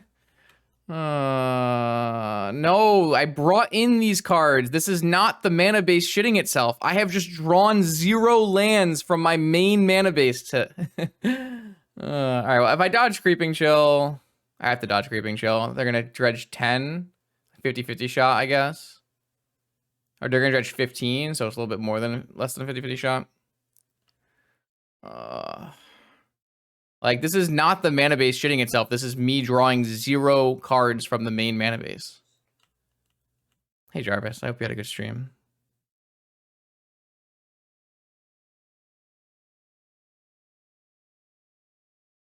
All right, my opponent missed. See if they attack. We changed it a little to add Ancestral. But the pilot's pretty bad here, so it's a little rough.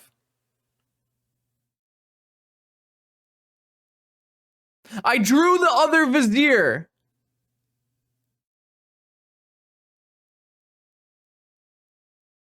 Are you kidding me?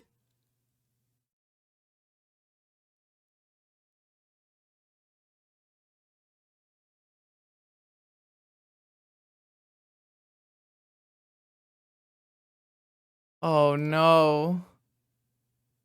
We just dead. We're just dead.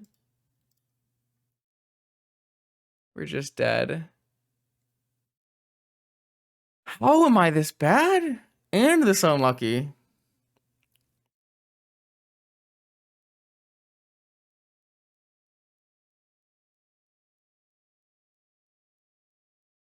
I don't have anything to tutor, right?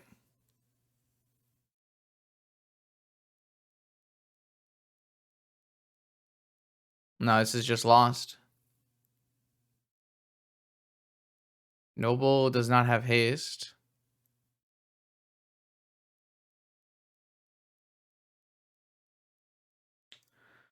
Fuck me. All right, I mean, I threw this game like 8,000 different ways, so it's kind of on me. But it doesn't get us an extra turn. They just hit chill and kill us. They just need to be able to count and dredge. All right, I'll put the bog back in the sideboard. And I guess I'll bring the vigor back in. Sure. No, I'll bring the commando back in. It's better. Yeah, no, I mean, I didn't play well, but I also like... Oh, that was so sad. This hand has nothing. Try again. Sure.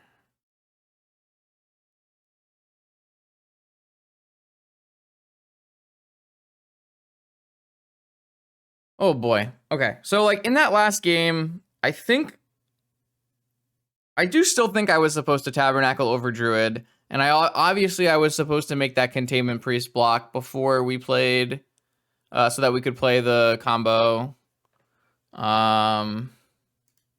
There were a bunch of different things we could have done differently that would have set us up to be in a much better place.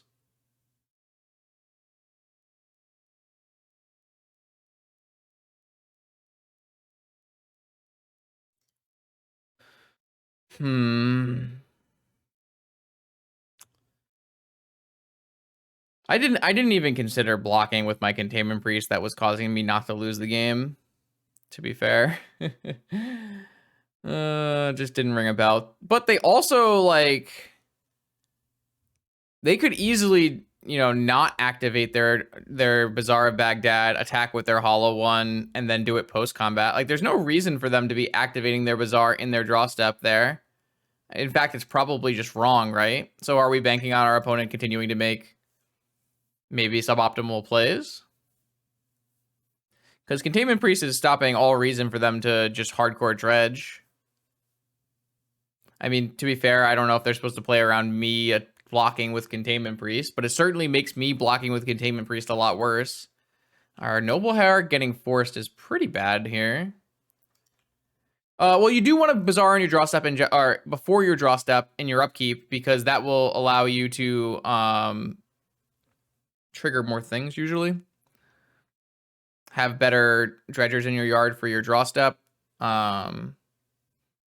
Typically, that's when you're going to activate your Bazaar most of the time, is in your own upkeep. All right, time to find out how many dredgers my opponent has. This is actually like a really awkward hierarch to get forced because now we can't play Living Wish and Wasteland. So they pitched a Noxious Revival, which is probably good for us. And they only have a Dredge 3. So this is a good sign. So far, this is going okay. They also mulled to 5 and powdered once. All right, what are we going to... I think our best draw is probably a hierarch, just so we can advance our mana. But you obviously have to hit this Bazaar Baghdad. Let's see if they kept 2 Noxious Revivals or a second Bazaar. I'll have to see.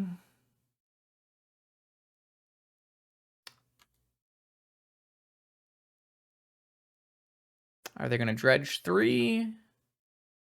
They did Dredge 3. They did not hit another Dredger, and they hit a Creeping Shell. Okay, so they have no more Dredgers right now. So now it's just, do they have a second Bazaar in their hand? They do. So they will be able to put their cards in their graveyard again. See how many Dredgers they have this time.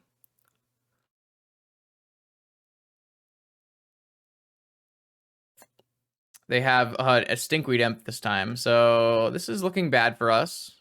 We really needed this Noble Hierarch to resolve.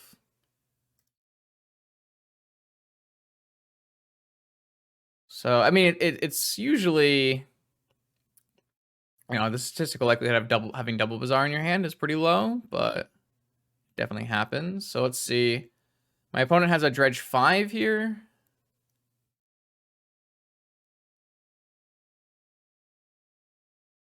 Well, I mean, we don't have any choices, right? Like, we have to Wasteland them every turn or we instantly lose the game. So it's just the Force of Will and the Noble Hierarch was a nutty call from them. Very good. All right, they dredged 5 and they missed on additional dredgers. They did hit an Icarid, but they don't have any creatures to eat with it besides the dredger. So actually, they kind of missed.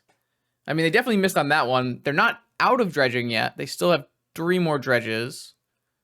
See what happens. A land here would be ideal. It was not a land.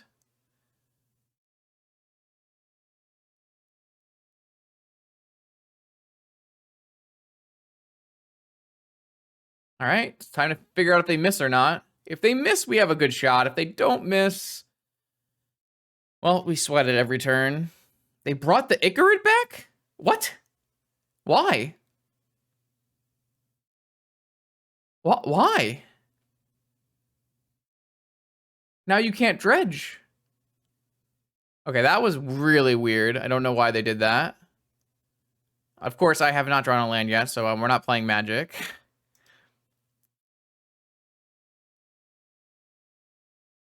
They draw Noxious Revival? That would be nuts. Maybe they have Force? No, probably unlikely. They have at least a Stinkweed in their hand. That was such a weird Icarid. Well, they have 2 Bazaars to draw to and some number of Revivals. Also 5 minutes on their clock. If we can hit a land, I guess that is technically a land, yes. Am I supposed to go just get my Druid? That way a white land or green land gives us a kill? Or should we go get a Bog? Surely it's actually not. Surely it's Druid first, because we can get a Bog next turn if we miss, right?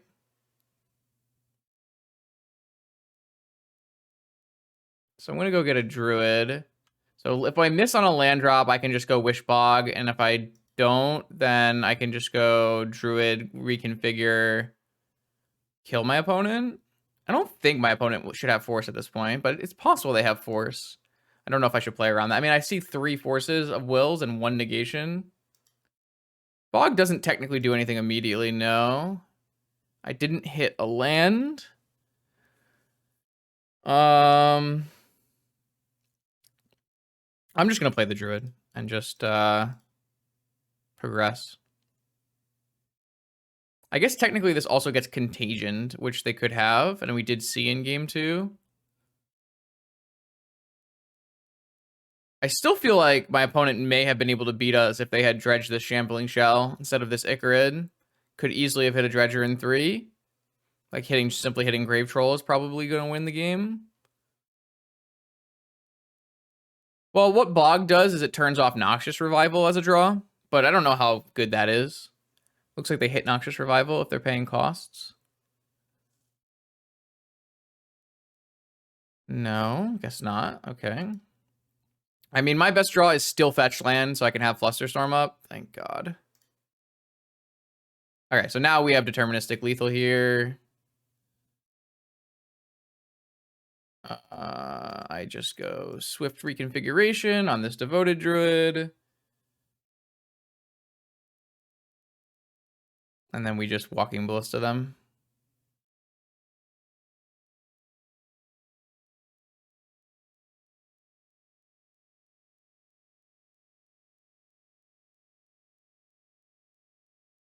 Okay, they had a negation.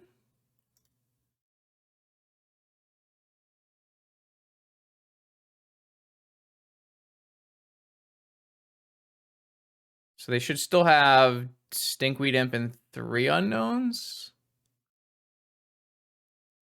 I mean, if we get Contagion blowed out here, it's pretty dope. All right.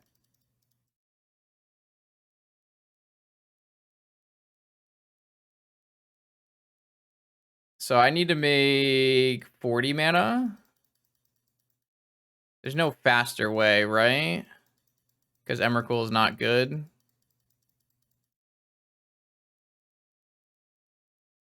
Opponent should F6, though. Maybe they can't F6. Well, it just costs us so much more mana to do to pump Ballista and takes way more time. Oh, you don't need to move your mouse at all? I thought you had to move your mouse. I'm confused.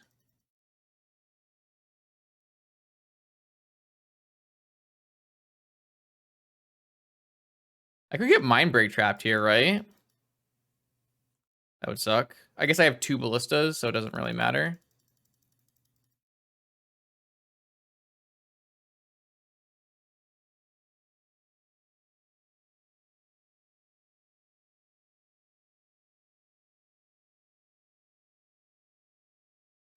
Okay, save targets.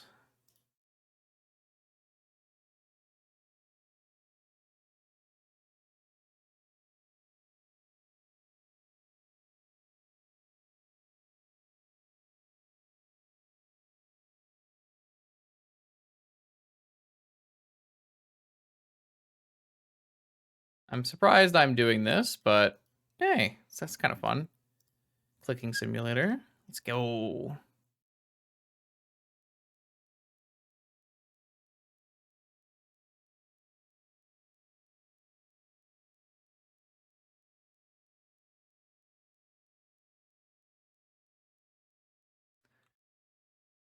Woo! Okay, so that should probably have been a 3-0, but obviously Pilot on the stream is quite bad. But we got there. We learned some things about maybe how we might want to sideboard, keeping Bog and Tabernacle in the board. I don't think keeping Wasteland in the board is necessary. I think I'd rather have a Wasteland in my opening hand as much as possible, but keeping Bog and Tabernacle as board targets makes sense to me. I like it. I like it. We carry on. Okay, here we go. Round 4. Battle. Cat.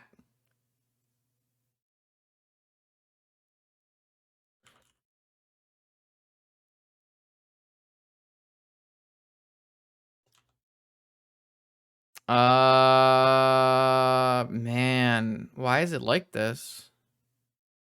No. This is not a keepable hand. I don't like this very much.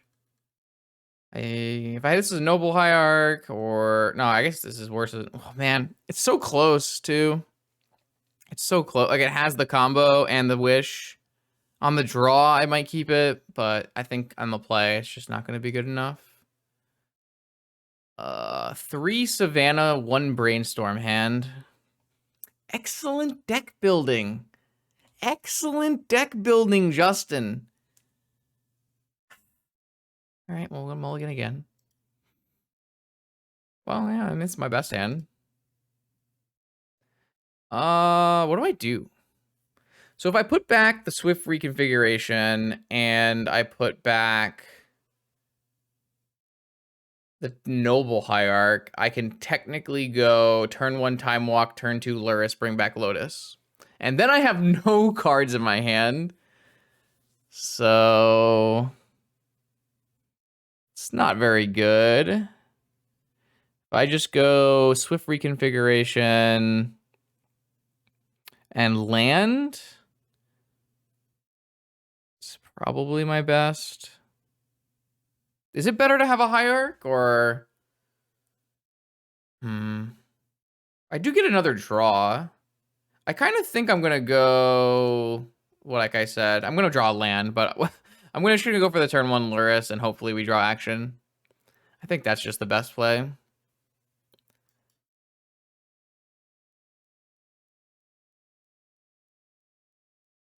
Maybe this is dumb, but I mean, we're on a mull to 5. I don't think we get much choice.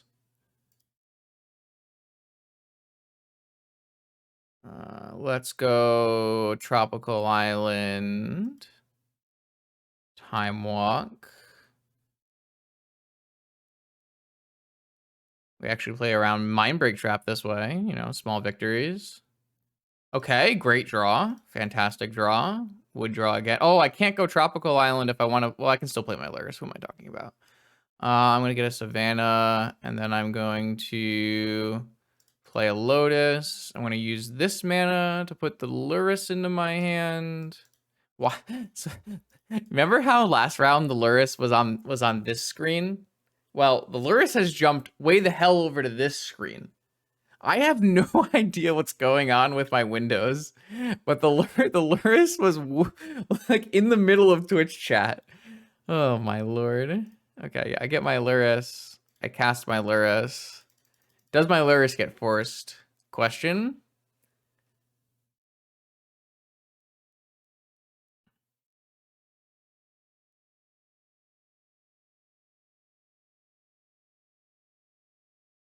No, all right. I get a Black Lotus and my sideboard condenses. Beautiful. I'm pretty sure my sideboard is condensing when this graveyard is jumping up. I think we've determined that one. All right, so we have a Luris, and the card we drew for turn, and that is it. What is our opponent doing? Let's find out together. The good news is now if any of our creatures get countered, we can replay them. It's basically cheating. Oh, Mox Tinker?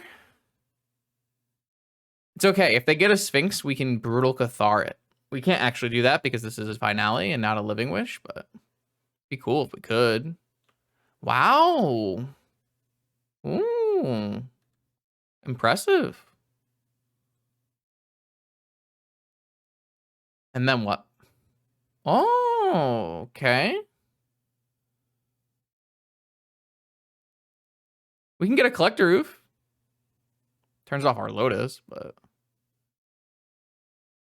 Oh god, they have Probe! Alright, so this is not a good sequence from our opponent. They should probably not have played this land and then have vamped, probed, and then tinkered. Slight missequencing. Don't want to play your land if you're going to go for a Citadel draw. So let's see what they decide to do. Looks like they're going to tinker away their crypt for... Well... This is still winnable, because if they brick here because of the land drop, we can Devastation for a Outland Liberator. They could easily brick here because they played their land drop and didn't want to use their Lotus, I guess. No, that's 8. Okay, fair. That's a bold play. All right, you're at 8. Not exactly a brick, though. I would assume we would die when a Day with Your Time resolves, but maybe not.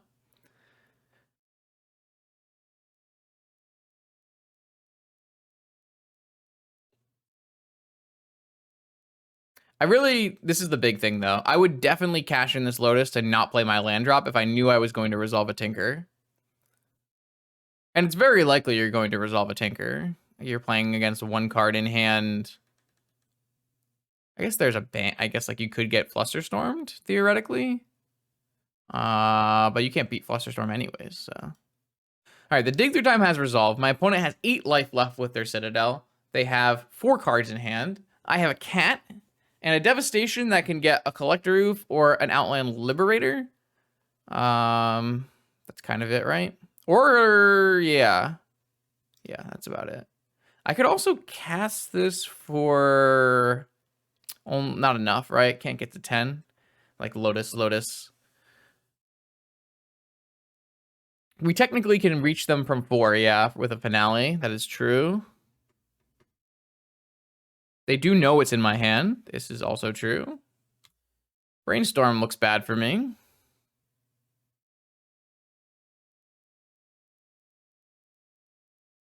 I can just F6 though. I forgot about that because my opponent did see my hand. Okay. All right. Okay.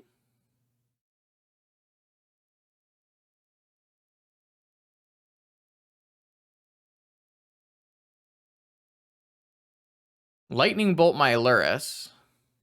That's not good. Underworld Breach. I don't think they have enough right now. Oh, wait, they can vamp to the top. So they can just vamp for a Brain Freeze and we lose. Let's see if they do it.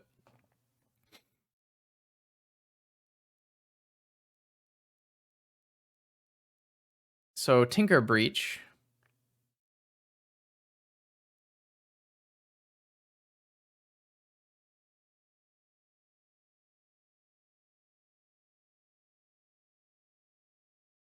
Okay.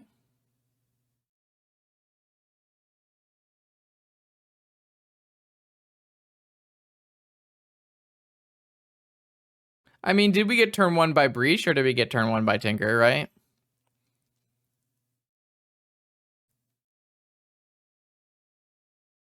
Okay, so they're going to vamp. Just going to make them show it.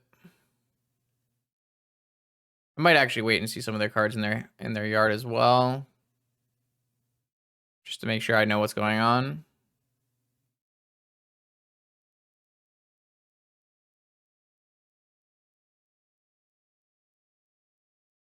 They actually went to exactly 1 life to do this play.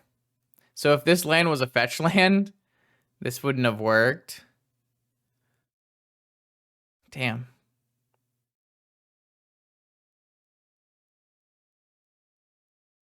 All right, I'm just going to see what they do off of this brain, or what they have off of this Brain Freeze, and then I'll concede. So some number of sagas, Aurelia, it's probably just Power 9's list. 3, oh no, it's, yeah, so 3 breaches, 2 Brain Freezes, I assume. Interesting, okay. Okay. That certainly can happen. I'm going to bring in Lavinia. And I'm going to board... there's nothing to board out, though. Okay, maybe I'm not bringing in Lavinia. All of these cards are good.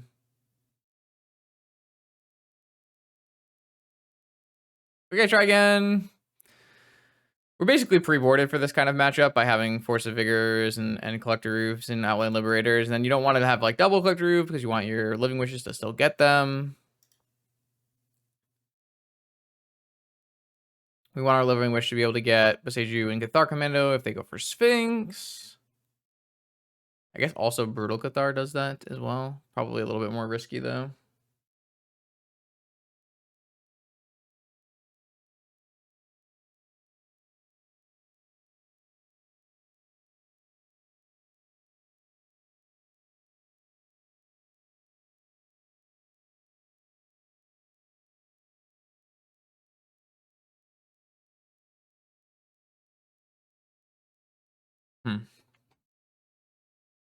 Getting turn 1. Brutal. Savage. It's funny because our initial hand would have actually been better against that because we had a Force of Vigor. But I don't think you're allowed to keep a we already learned last stream we're not allowed to keep Force of Vigor do nothing hands. At least not against Breach. Against PO maybe.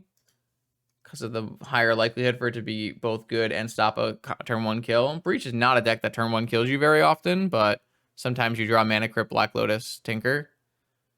This hand is quite good.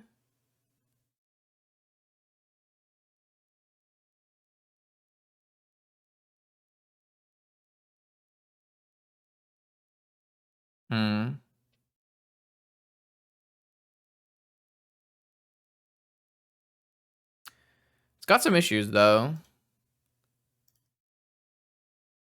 I don't actually have a white mana.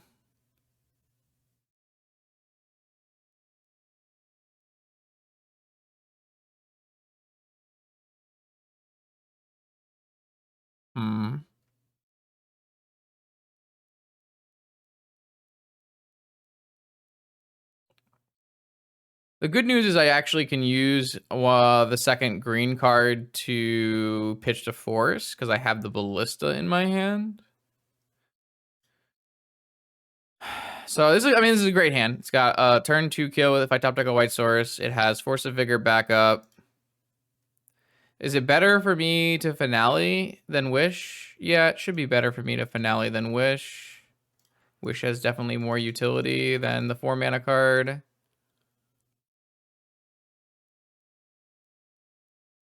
All right, I mean, they just had Force pitching Sphinx.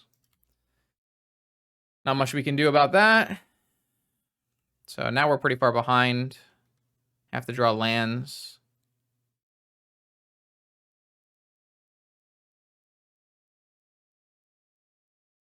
Saga, go. Emerald is not terrible. It's not a white source. The problem with Emerald is I have to go not Vigor, but I guess it's not Vigor because I technically am getting a Druid, which is a green card, but it's definitely a little rough. I technically could go Living Wish for Wasteland if I wanted to. I don't think that's better, though. Pretty sure I'd rather try to win. Saga doesn't matter that much. Just finding them Lotus for Breach combo. I mean, that is pretty good, but I don't think it's as good as me trying to win the game. All right, I am still a white source short of winning the game.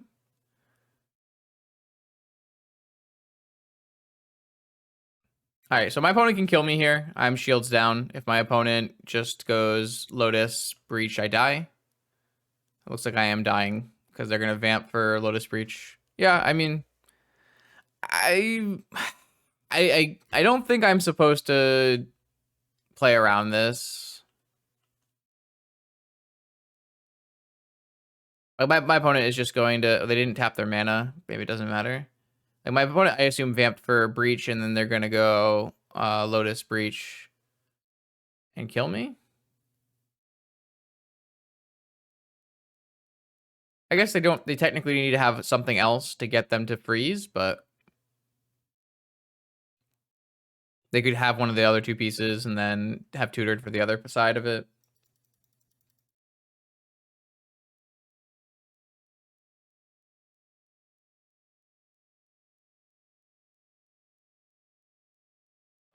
We could have gone Living Wish for Vizier turn 1, but then we would still need to draw a land, and we'd have to give our Druid haste, so it wasn't better. They're just gonna kill it with Lightning Bolt. Okay.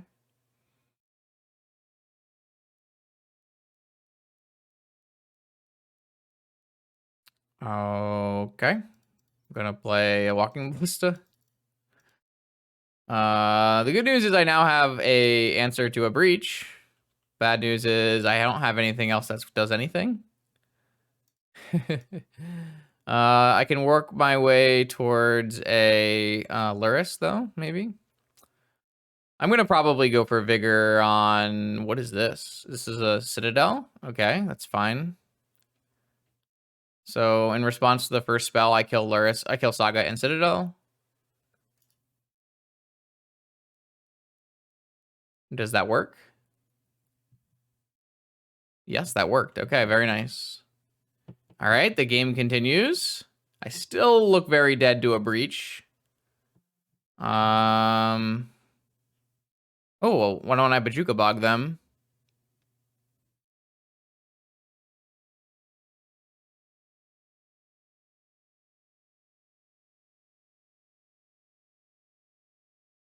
All right, well, that gets rid of the Black Lotus. I could have also gone for like an oof or I don't know, something else, but yeah, I think it is. So now I have to beat Saga tokens, unfortunately. The good news is I actually have Luris coming soon. So does tap for Luris, exactly. I now have white mana and Luris mana, which is going to greatly increase our chance of winning this game. And Saga doesn't seem like it matters here, because Saga tokens basically generally don't matter too much, especially from the Breach player who doesn't have a lot of artifacts.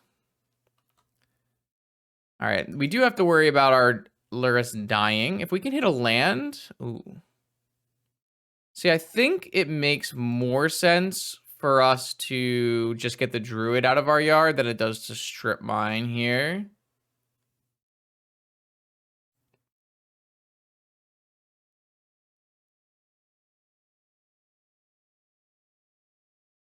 No, I think advancing with Luris is much more beneficial to our game plan, right? Maybe not. No, I just don't think the Saga tokens matter. Maybe that'll come back to bite me, but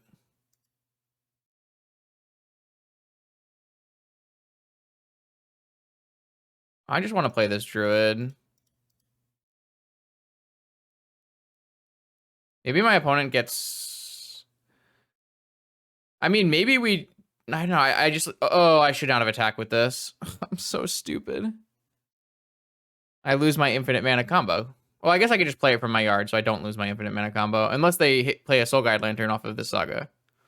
Oh, it's fine. They didn't even block. Well, I was even thinking about ballistaing this construct, but...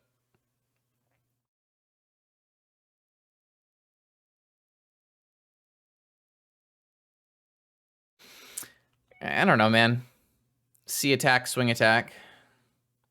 So it's going to be interesting what they get off of this. Are they going to get a Soul Guide Lantern or a Needle? Oh, I guess a Needle... A Needle doesn't stop me, right? I guess it stops Walking Ballista. Well, they can't get a card that kills me because I've exiled their Black Lotus already this game. I just win. Dope. Did they know I had Vizier? Don't remember. Oh, it does stop me from infinite mana because it doesn't stop the mana ability, but it stops the -1 ability. That is true. That is true. Hmm. It's pretty easy for me to answer a Needle, but I can't currently answer the Needle. Hmm. Kind of interesting, actually. Interesting game. We beat a Citadel that game. We vigored a Citadel on a Saga. It was pretty gas.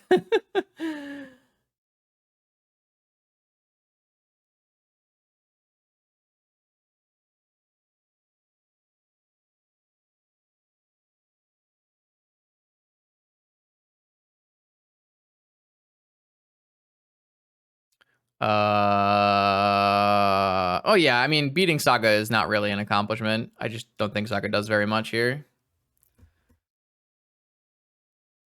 The best thing about Saga for the Breach deck is it finds Lotus, and we let it find Lotus and still won. So that was probably the impressive part.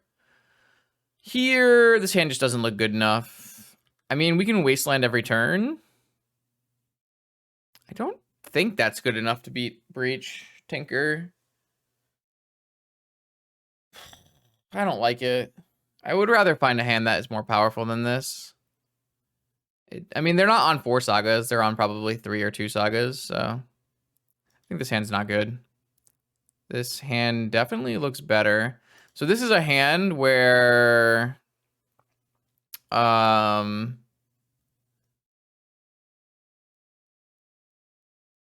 this is a hand where Allosaurus Shepherd would be better than Destiny Spinner because it would make our Vigor uncounterable.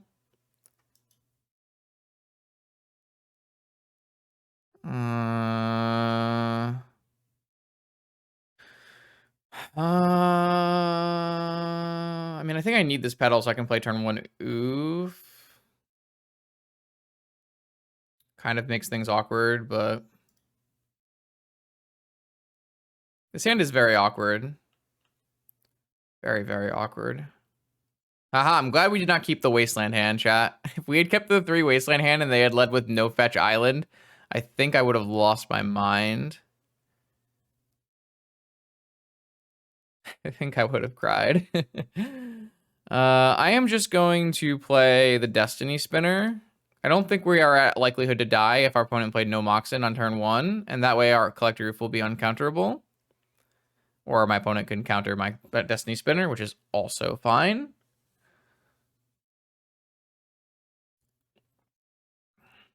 I put back the reconfiguration because it's not an infinite combo if I have Oof in play.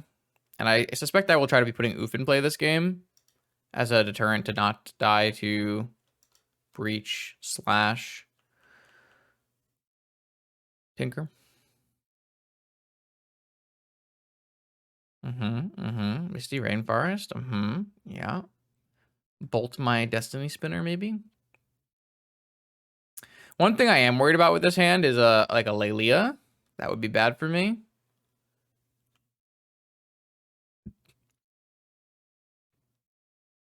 I would not want to see a Lelia. My only real answer to Lelia is like Brutal Cathar off a Wish. Maybe like an early Walking Ballista, but Black, Blue, Demonic Tutor.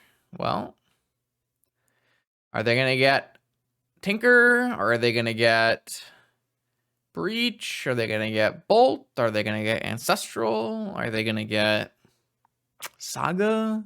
Don't know. All I know is I'm playing my uncounterable Oof, and I'm holding up Vigor, and that's 2 deterrents against both. I guess it's not a super deterrent against like a Sphinx, but we can beat a Sphinx with Boseiju and Living Wishes. There's the Living Wish. We can also beat it with Swift reconfigurations as well. I'm gonna get a Savannah here. And then I'm gonna play a Collector Roof. Uncounterable. Yeah, so this game, Allosaurus Shepherd would have been so much better than Destiny Spinner. And I'm kind of starting to think that maybe it's just better. It's been reasonable as a removal spell. It only didn't really work super well once. So the 2 problems with Swift reconfiguration as a removal spell, the biggest 2 problems are it doesn't get rid of the text on the creature, so it does like opposition agent still works, and then it doesn't like Crew 5 is still a thing that gets like happens with Saga tokens, and then it also can get removed by Vigor. So I think we were supposed to play Shepherd and not Destiny Spinner though. Well, the Destiny Spinner made a creature once. It was not good. But yeah, so reconfiguration does let me Vigor their creatures, which is not a great play, but all right, so time to find out what they Demonics for. If they Demonics for Ancestral Recall, they're big brain, super smart, and good at magic. Fuck. That's not good for me. Okay. The good news is a lot of their plans should be turned off by us having a Collector Roof in play. The bad news is we don't really have a lot going for us. In this board state, I really don't want to kill Saga if I can help it. Oh, now I kind of have to kill Saga, right? Well, I mean, they can have a force in this board state as well. Saga will beat us here, it looks like, so I kind of have to try. Yeah, spinner makes the swift reconfiguration uncounterable, but it doesn't make the tutors uncounterable, so I'm not really sure it helps. I kind of think I want to play an Allosaurus Shepherd instead of a spinner. I wanted to test it, find out, but that's how I'm feeling. We also cut a lot of white cards from our deck since the last time we said that Allosaurus Shepherd wasn't super good. So if the opponent hadn't time walked, we could have Living Wished for a Wasteland, but now that my opponent has time walked, I'm pretty sure I'm supposed to Vigor this. And if they counter it, then we Living Wish for a Wasteland and they only get 1 token. But I think the time walk incentivizes me to Vigor. It also shuts them off from being able to Tinker, so that's not unhelpful either. Okay, that actually worked. I'm actually very surprised that worked. Okay.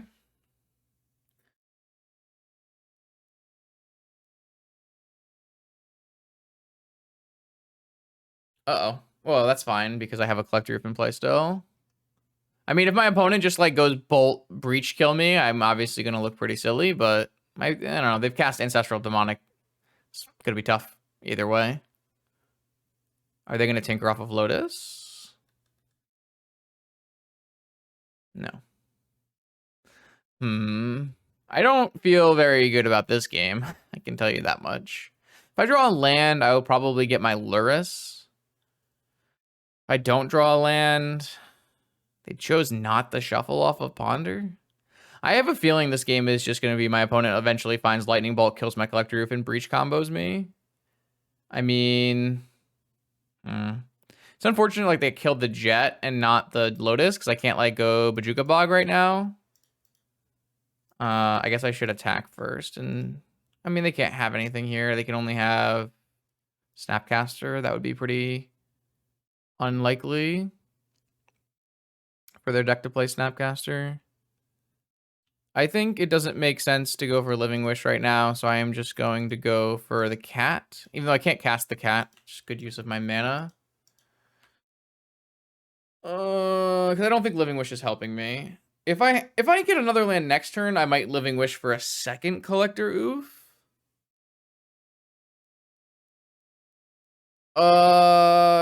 Weast on red? That seems like very aggressive. I don't know if I can make that play. This is just dig through time. I don't think we're going to win this game. I think we're just way too far behind. Our opponent has played too many restricted blue spells for us to be battling with just a Collector Roof and a Destiny Spinner. I'm not sure we could have played this game much differently. What did we mulligan to in this game? 6?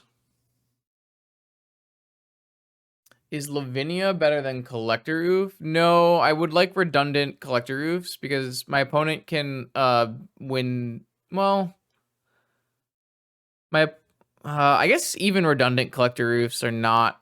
Yeah, I want redundant Collector Oofs because if I play a Lavinia, my opponent can breach back Lightning Bolt on my Lavinia. They have Pyro in their deck? Oh, we did see a Pyro.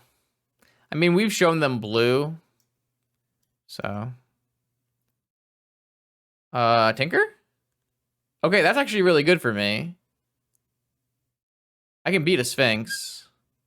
I currently don't have the mana to beat a Sphinx, and it has to resolve, but I can beat a Sphinx.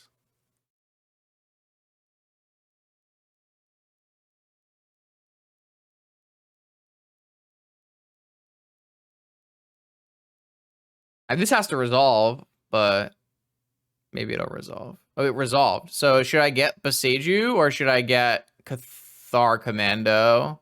Cathar Commando should be better because I can regrow with Lurrus.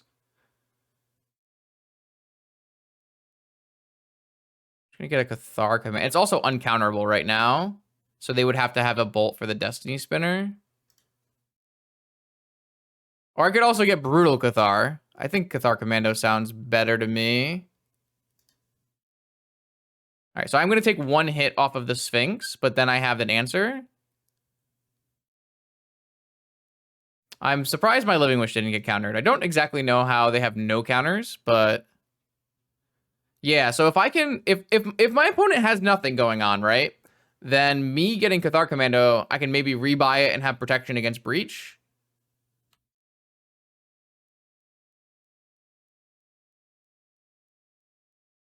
I still think I can just at any point die to Breach, but now they have to have double red, and they did. You're right, they didn't have another land follow up, so. Also protecting against Saga. All right, Preordain's a great draw for them, though, for sure. We do have options now, like Living Wish for Bog. Are they bottom? Okay, so they hit land. So now they have access to Bolt plus Breach kill me. Dak Faden. I don't like the look of this. Like, I feel like every second inches us closer to Lightning Bolt Breach kill me. The good news is I can play Cathar Commando and then not blow up the Sphinx for one turn and give myself more time. Okay, they got rid of Misstep and Bolus's Citadel. Those were probably the cards that were stuck in their hand. Okay, so it makes sense for me to cast Cathar on my turn, right? Well, now I kind of have to use Cathar to kill Dak Faden. So I can't... Before, I could have held Sphinx, but now I can't. Oh, I don't have another green card for Vigor. That's very unfortunate. Okay, so I mean, I think I have to just play Cathar, blow up Sphinx, attack and kill Dak Faden, and hope they don't have it still.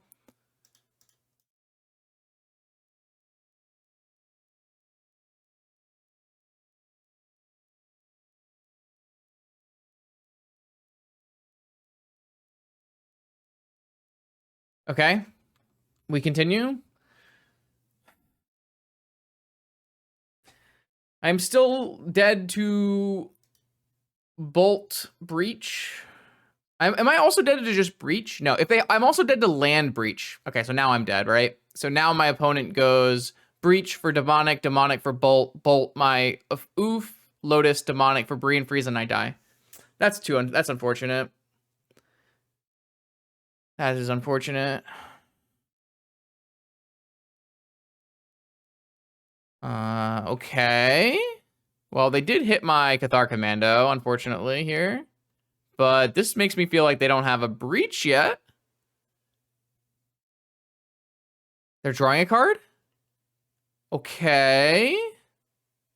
So they hit my Oof, so I can't rebuy my Oof. So if I hit a land, I guess that's not even close to enough to rebuy. My Lurrus is uncounterable, for whatever that's worth. My what? What? Why are they conceding?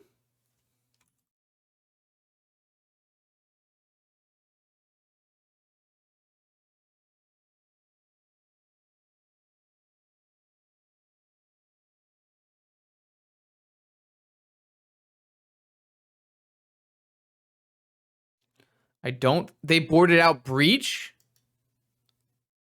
Oh.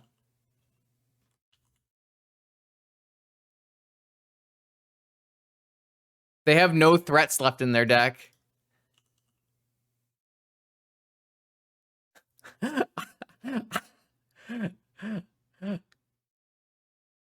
Wow. I am very surprised. Usually you leave in one Breach, one Freeze. But I guess they were banking on Citadel Sphinx? What about Lelia? There's nothing? I don't know.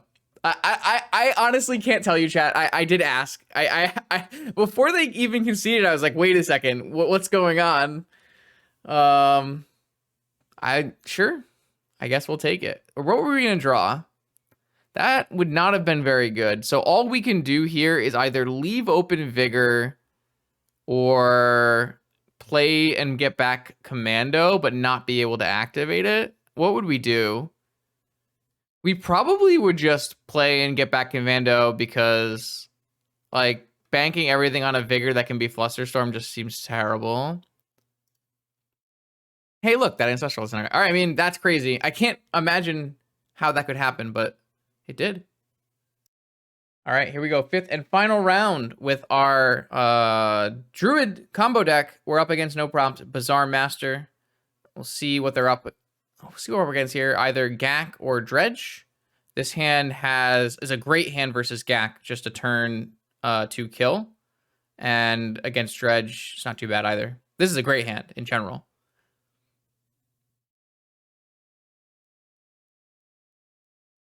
It's like super good against Gak though, because they just don't have any interaction for it, and you just kill them on turn 2.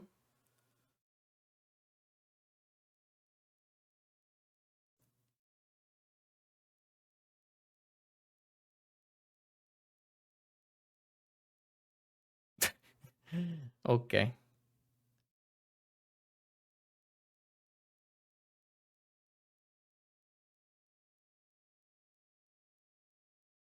All right, let's find out together. They kept 7 cards. I'm gonna search for. I think I'm just allowed to search for Savannah here. Even if I get wastelanded, that's fine. I can just play another land. This is like one of the best hands we can have, for sure. Even plays around misstep, right? By having reconfiguration and Vizier. So are you on Bazaar or are you on, well, I mean, you're going to be on Bazaar either way. Are you on Dredge or are you on Gak? Sir, no props. Show me the cards. What?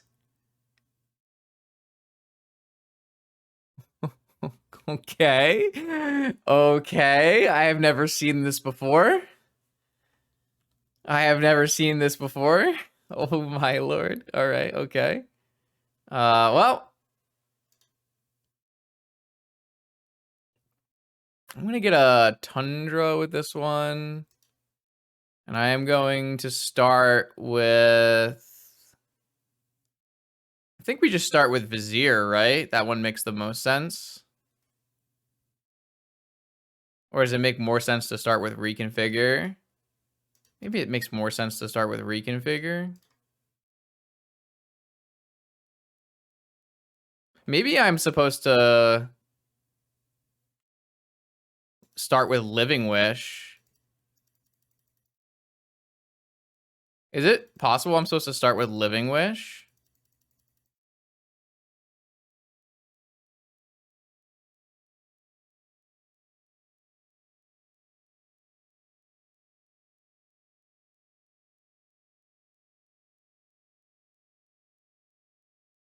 Like, they don't have a counter at this point, right?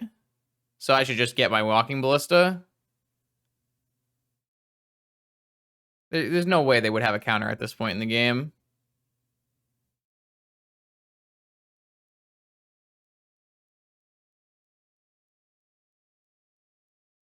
Okay. They just had no counter, and we killed them on turn 2.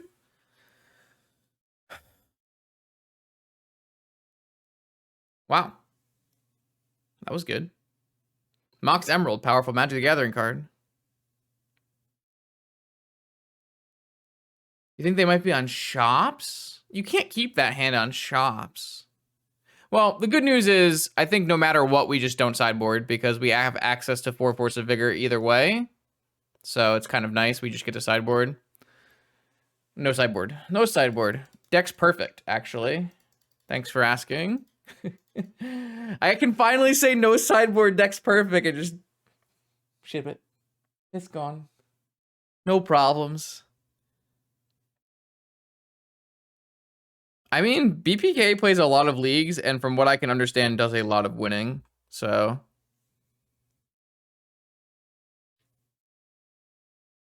makes sense to me.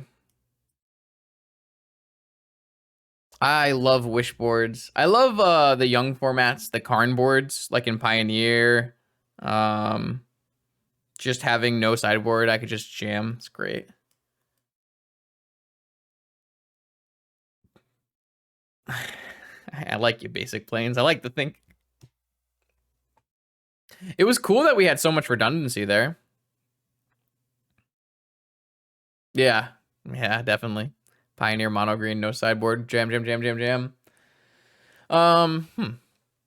Like, in general there...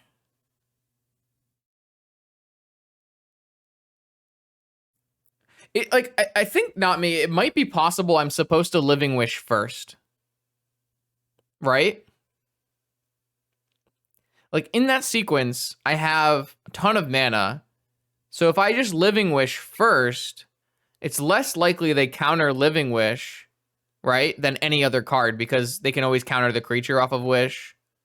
So that way, I could go tap my Emerald, tap my Devoted Druid, cast Wish, get a Walking Ballista, and then I play Swift Reconfiguration on my Druid. And if that gets countered, I can just Swift Reconfiguration again.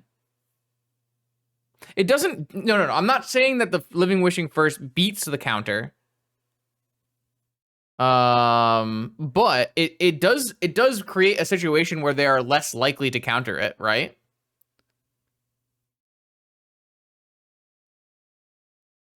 I don't know. Do you think that they're more or less likely to counter that Living Wish? I feel like they're always going to counter Swift Reconfiguration, where they're not always going to counter Wish. Well, the thing is, the Wish doesn't give you infinite mana. Playing the creature off of the Wish does, right? Like, I just think there's definitely opportunity for someone to mess that up, right? I don't know. That's my way I'm thinking. Am I keeping this hand? I have fast mana. If it's against shops, is this hand actually good? Not really. If I'm against Tinker, is this hand good? I mean, it's not bad. I do have Druid. I'm on the draw. I probably...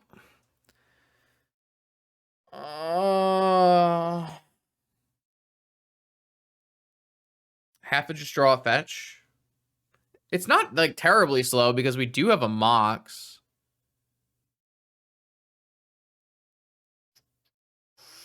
They mulliganed. I'm gonna mulligan. Why does this keep happening? This one's worse.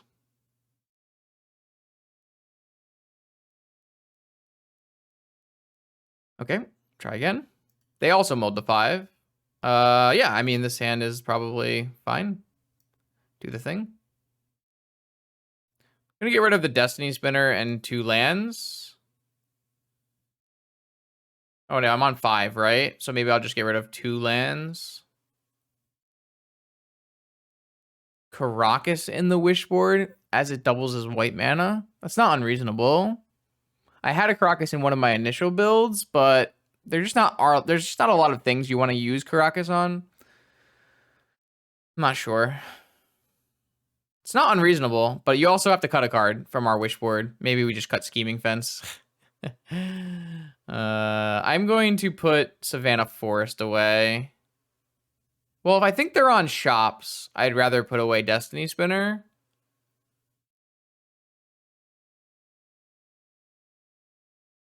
I think I'm just gonna assume they're on shops.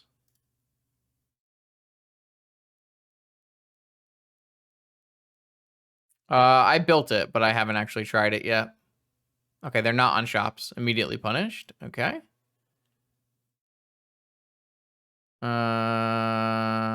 Don't know if they're on... I mean, they're unlikely to be on a Wasteland deck if they're playing a... They're unlikely to be on a Wasteland deck if they're playing Saga. So I think I want to fetch to play around an opposition agent.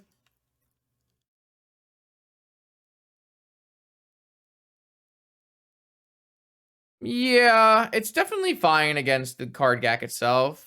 Don't know if it's like, don't really feel like it's necessary, but is this an end of turn? Repeal my hierarch. Okay, fair enough.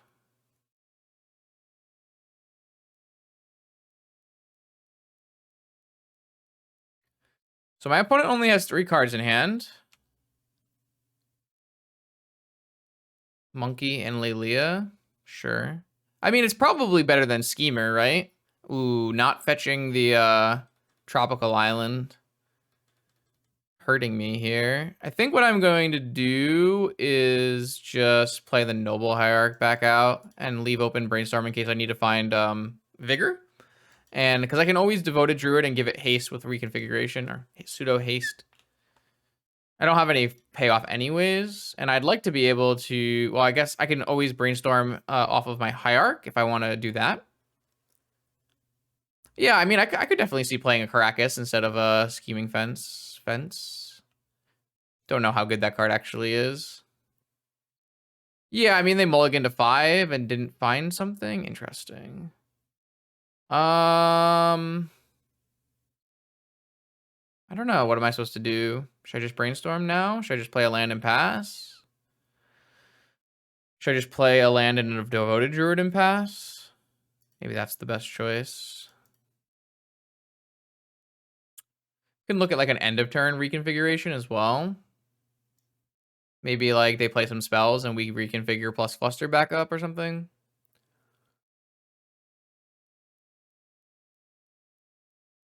Definitely not going to do anything this turn, like reconfiguring this turn, because I don't have any use of my infinite mana.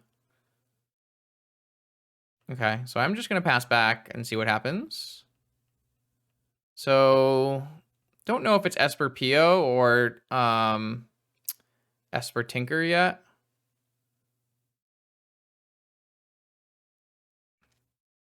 Yeah, I got to be a little careful of like brainstorming into a Hull Breacher as well.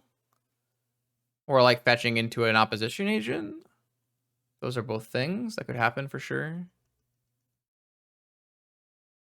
Oh, I just did the thing that people yell at me for. I just kind of realized it. Where I end the word rising when it's not a question. Noted. I do read the YouTube comments. Yeah, people hate that. I don't know. I forget what it's called. It's called something. Something inflection? All right, pass the turn. I don't think I'm going to do anything. Up talk?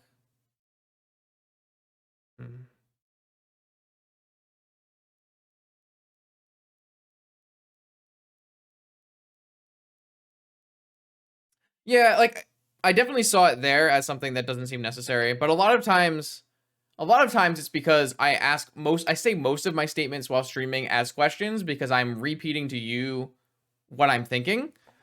But sometimes I do it on ones where I'm not asking a question, and I think that's the ones where people are super mad about it. I don't really know. I don't think that Swifty here makes any sense.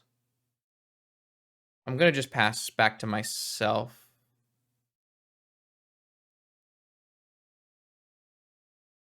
I don't really know where I'm going. Where am I going? All right, I'm going to cast this Brainstorm. Because I have a land I can get rid of. I don't feel like I need this. Wow.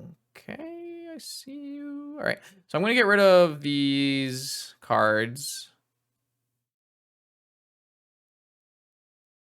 And then the question becomes, do I want to get Luris? And I think the answer is no. I would rather hold up Vigor plus Fluster. I actually can beat their Fluster too if I went like reconfig my Devoted Druid. What is happening? Snap repeal. Huh. I might just fluster this repeal so they can't draw cards. Are they gonna like repeal their Snapcaster, or are they gonna repeal my Devoted Druid? I'm gonna fetch in response to this so I can't get opposition agented. I'm gonna get a white and blue source. White and blue source. Okay, sure. White and blue source. Definitely want a white source. I don't know if I need another blue source. Repeal.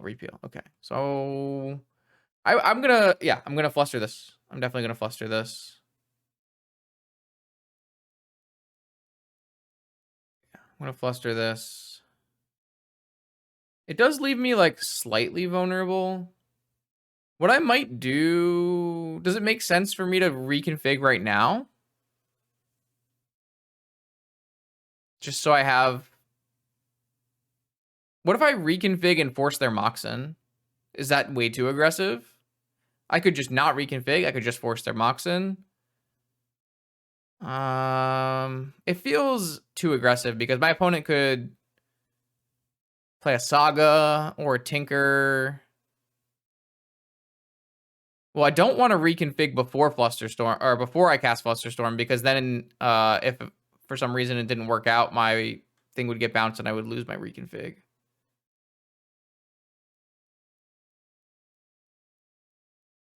But maybe you're just saying as a bait for Fluster to double spell, which is true.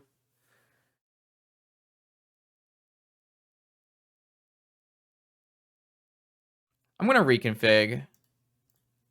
Even if we didn't do it then, it's fine to do it now. If they force it, I don't really care because I can just rebuy it with Luris, right? So this is actually probably better because if they force this, I mean, it was the same because I had Fluster, so maybe. Yeah, maybe. I mean, that telegraphs Fluster really badly though. Like this is a really good trade for me, right? They lose their Force and their Sphinx. It puts them on 0 cards. I still have access to Vigor, and now I can just get Luris next turn and rebuy my reconfig. Yeah, this is way better for me. Because they might not force back if I play a reconfig, right? And then I just played a... Well, I guess then it wouldn't really matter. I think either way is probably fine. So my opponent is now down to 1 card. They just top decked. They top decked a Monastery Mentor. Not a bad one. We could always turn it into a vehicle, though. Okay, so let's go get our cat, our loyal follower here. And then let's play our cat. So now the question is, do we reconfig their mentor? The answer is probably no. I want to have infinite mana, right? Well, I can reconfig their mentor because I can always vigor their mentor, get back my reconfig and get infinite mana again. So the only thing that reconfiguring hurts me on is if my opponent immediately draws Tinker and I can't vigor it. But they don't have black mana. I'm going to reconfig the mentor.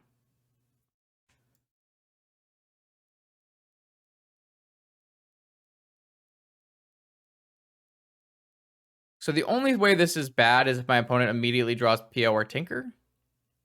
Question mark. Oh, you're right. This still makes tokens. Okay, never mind. That was a terrible play. I keep forgetting that. This happens a lot. I've done this multiple times. Yeah, that play was bad. But now I can kill the mentor, so I think it's fine. Because it's an artifact now. I can just kill the mentor. Oh, that is such a good draw. Oh, that is a really, really good draw. Okay. Yeah, so next turn I kill the mentor and then I get infinite mana.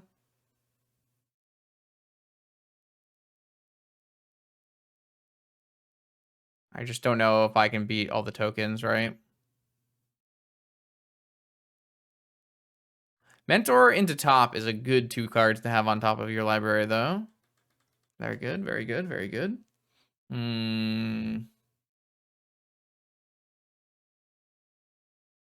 I wish my sideboard would stop closing. Please, please leave it. Stay.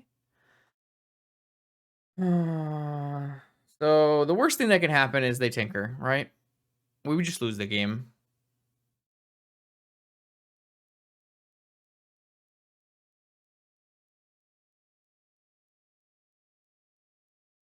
Whenever I spin a top in this situation, it's always like land, mox.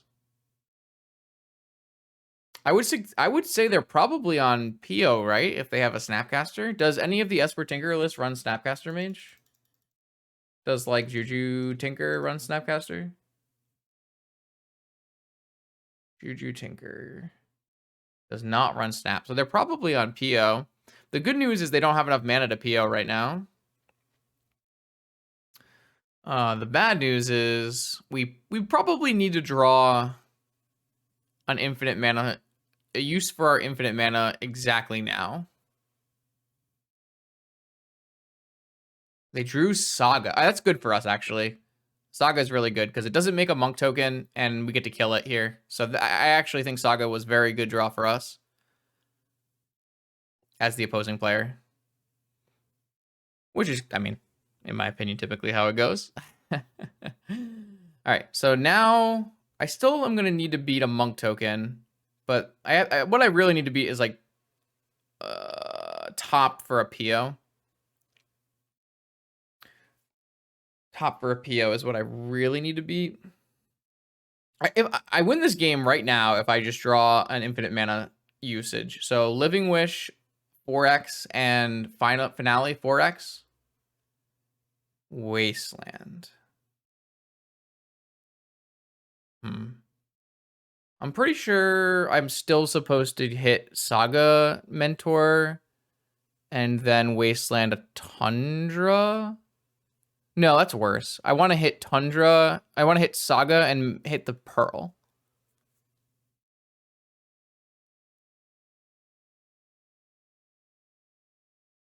So I'm going to Vigor the Mentor, and I'm going to Vigor the Pearl to make their POs worse. And then I'm going to Wasteland their Saga and reconfig on my Druid. And then I can't attack, right? Because this is 3. If I wait for them to tap top. Don't know if I like that as much. Could hold waste for the next Saga. No. I think taking them off a Moxen is good in case they drop PO, right? So now they can't like top into PO. If they spun and they spun Saga and then PO, then they could play top, draw with top, and play PO for 3. But now they don't have the mana to do that. So I kind of like that. So we're actually beating Flusterstorm here. So again, any top deck tutor is going to be lethal. Ooh, man. Well, this has been a pretty fun league, though. We've had a lot of very interesting matches. We've had a lot of interesting things happening. I do need to find food after this. Maybe just fast food is fine. How's everybody doing? Is everybody having a good week?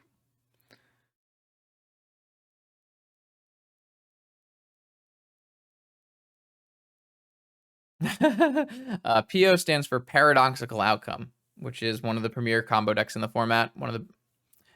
Actually the deck I'm most known for. It is a artifact-based combo deck. You use the Paradoxical Outcome to pick up your Moxen for basically free, and then you just draw your whole deck and kill them with a variety of things, including Mentor Time Walk, Bolas Citadel activation twice, Tendrils, lots of different things.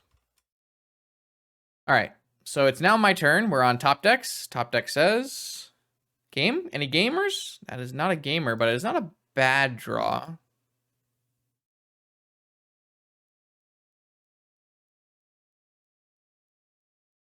They would have to draw Brainstorm or Ancestral, and they would have probably already done that, so this seems like a fair attack here.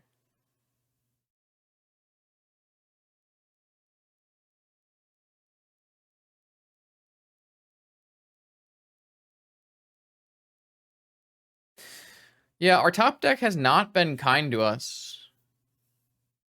We could have definitely ended this game. So now what we need to be worried about is our opponent spun a PO to the top, and then they PO for 1, 2, 3, 4 after you activate whole priority off top.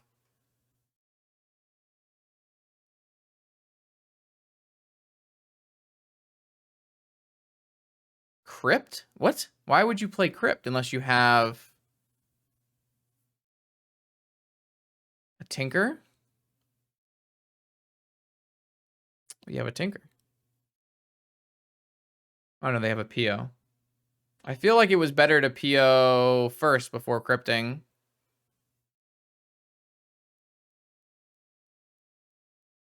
Yeah, I probably could have blocked, sure. I wasn't really thinking about it. It's so far from being relevant in this game. You are correct, though, of course.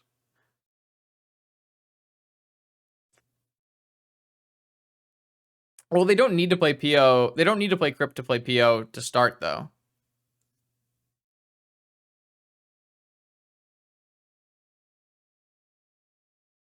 Like, they could have drawn an additional card, right? They drew 3 cards, and one of them was top. And instead of doing that, they could have drawn 4 cards, and one of them wasn't top.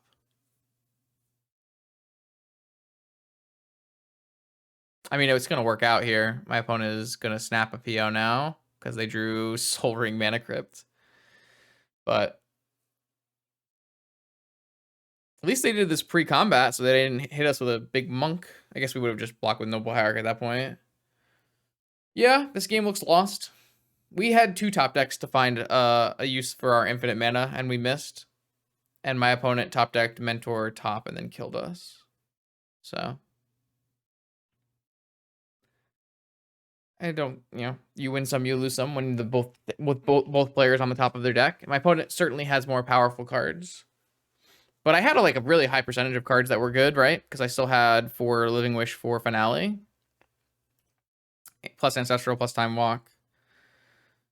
It's pretty hard for them to brick from here. If they don't hit a Moxen, they might brick now. But even if they have brick, they probably drew Force.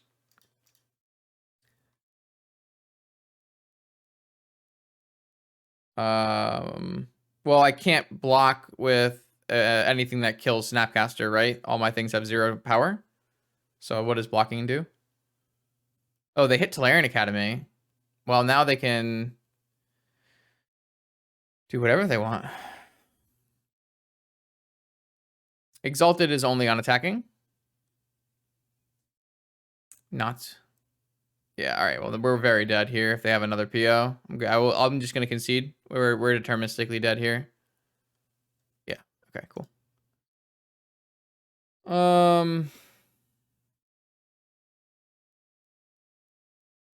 Yep. All right, well, we're going to do the same thing. Run it back.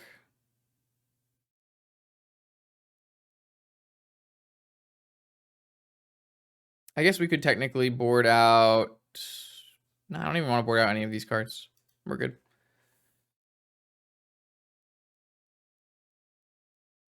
Like I said, we had 2 top decks. They had 0 cards. They top decked a little bit better than we did, and we lost.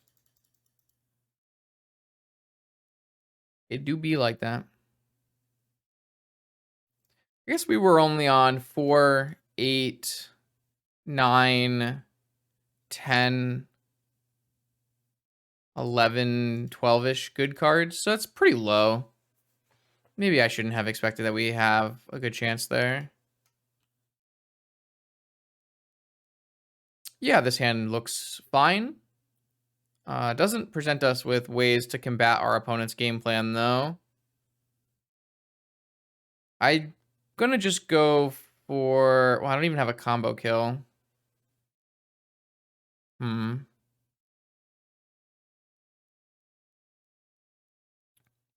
I can't imagine I'm supposed to mulligan. I'm just trying to figure out how I'm supposed to play. I'm gonna just slam a Devoted Druid on turn 1. Then if I draw land... I don't think I'm supposed to go with uncounterable on turn 1. I would rather go with Druid. Because I have a backup Druid. Unfortunately, if my opponent just decides to ignore me and kill me, then I don't really have counterplay.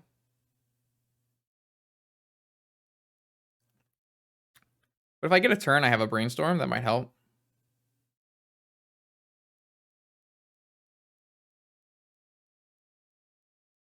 Brainstorm off of our Sapphire, a classic maneuver. See if this gets forced. No. Okay. Saga. Sure. That's how I'm happy to see Saga. Don't care too much about Saga here. Okay, well now I'm not happy to see Saga. Okay, so I have a clock. They have a clock, but this means they might not have a counter spell. So I technically have infinite mana here, but nothing to do with it. Okay.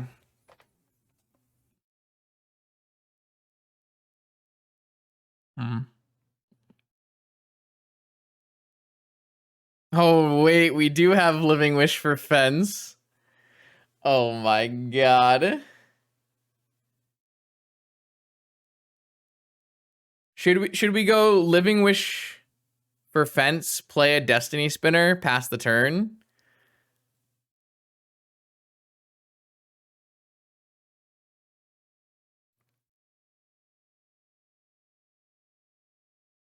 Oh my lord. I think we can pull that off.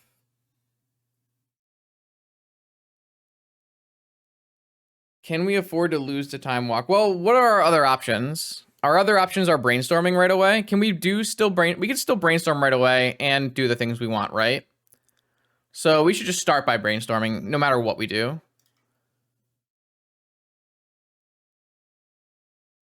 Oh, wow.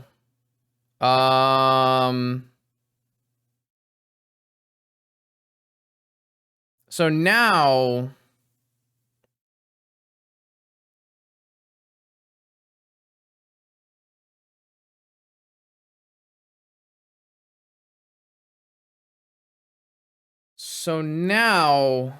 what do I want to do? If I put back double Druid, well, then I can't. We can just not Vigor them unless we have to. So we can put back double Druid, and then we Living Wish for Fence, and then we play Destiny Spinner. Oh, wait, that doesn't work because then we don't have a Vigor. I want a Living Wish for Fence. You can't make me not. We don't have an infinite way to win anyways. Though we do have enough mana to force a Vigor. Do we need Petal? I have 1, 2, 3, 4. I don't need Petal. Okay, so I can put back Petal, Druid, and then Living Wish for Fence before doing anything, before like playing Spinner, because we don't want this to get countered.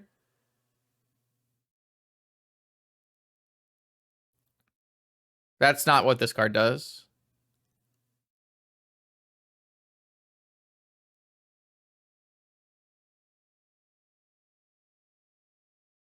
Right. Okay, so now what I'm going to do is I'm going to get a Scheming Fence. And then I'm going to play a Destiny Spinner. I think I just want another blue source in case my Sapphire was to go away somehow. And this way, I can't lose to Force of Will on my next turn.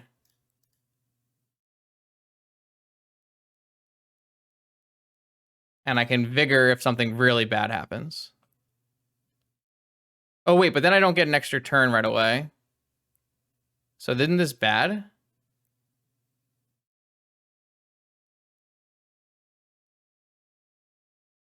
So do I just have to Vigor the Petal and Saga no matter what? I guess that's fine.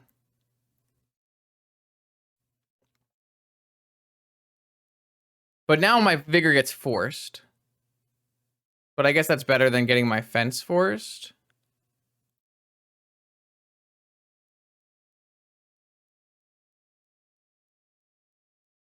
Alternatively, I could have just gone for Vizier, made infinite mana, and cast Vigor. Unless they countered it, in which case I would have used Vigor and I wouldn't have had a backup plan. This might have been our best line. It's hard to tell. I could have also gone like Collector Roof. They're gonna force the Destiny Spinner. That's really good for us, right? Because now the Scheming Fence will always resolve. This is not fence is non-land. I'm gonna Vigor the Saga and the Pearl. And then I'm gonna fence the Time Vault and hope they don't have a force.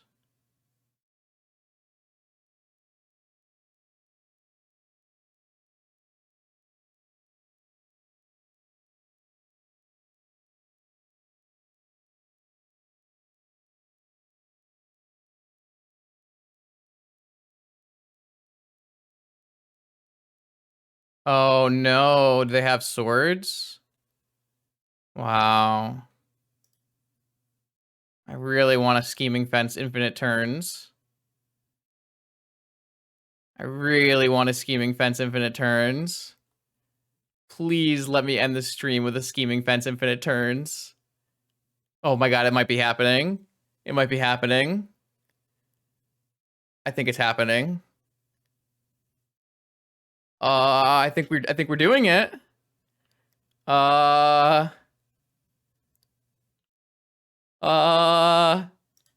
Take an extra turn.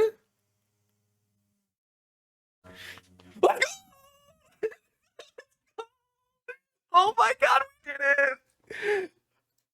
Oh my god, we did it! Oh,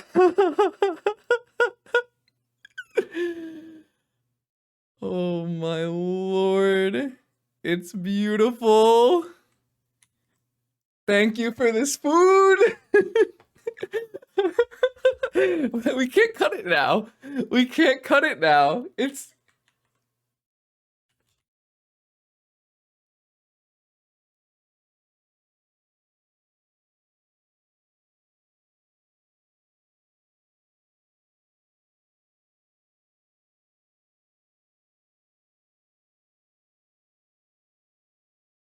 Oh my gosh.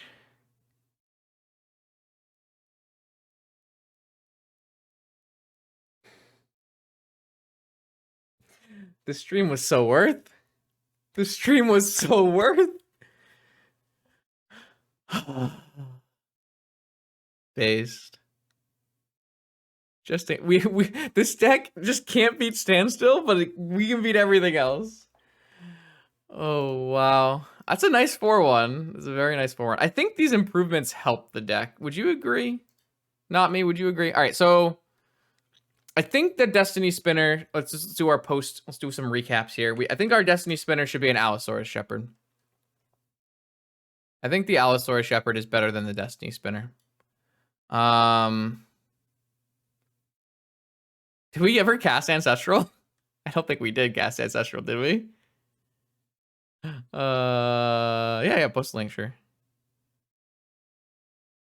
We wanted Bajuka Bog. What was the someone wanted a Caracas.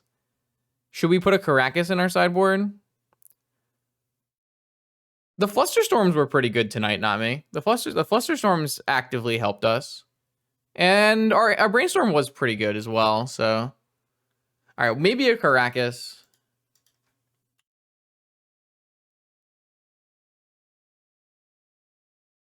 Maybe a Caracas. So, have we had any cards in our wish board that we haven't wanted, really? Like, we actually tutored for Commando. It bounces Hogak, Leovold, Lelia, Ragavan, makes mana for Luris, and that is what it does.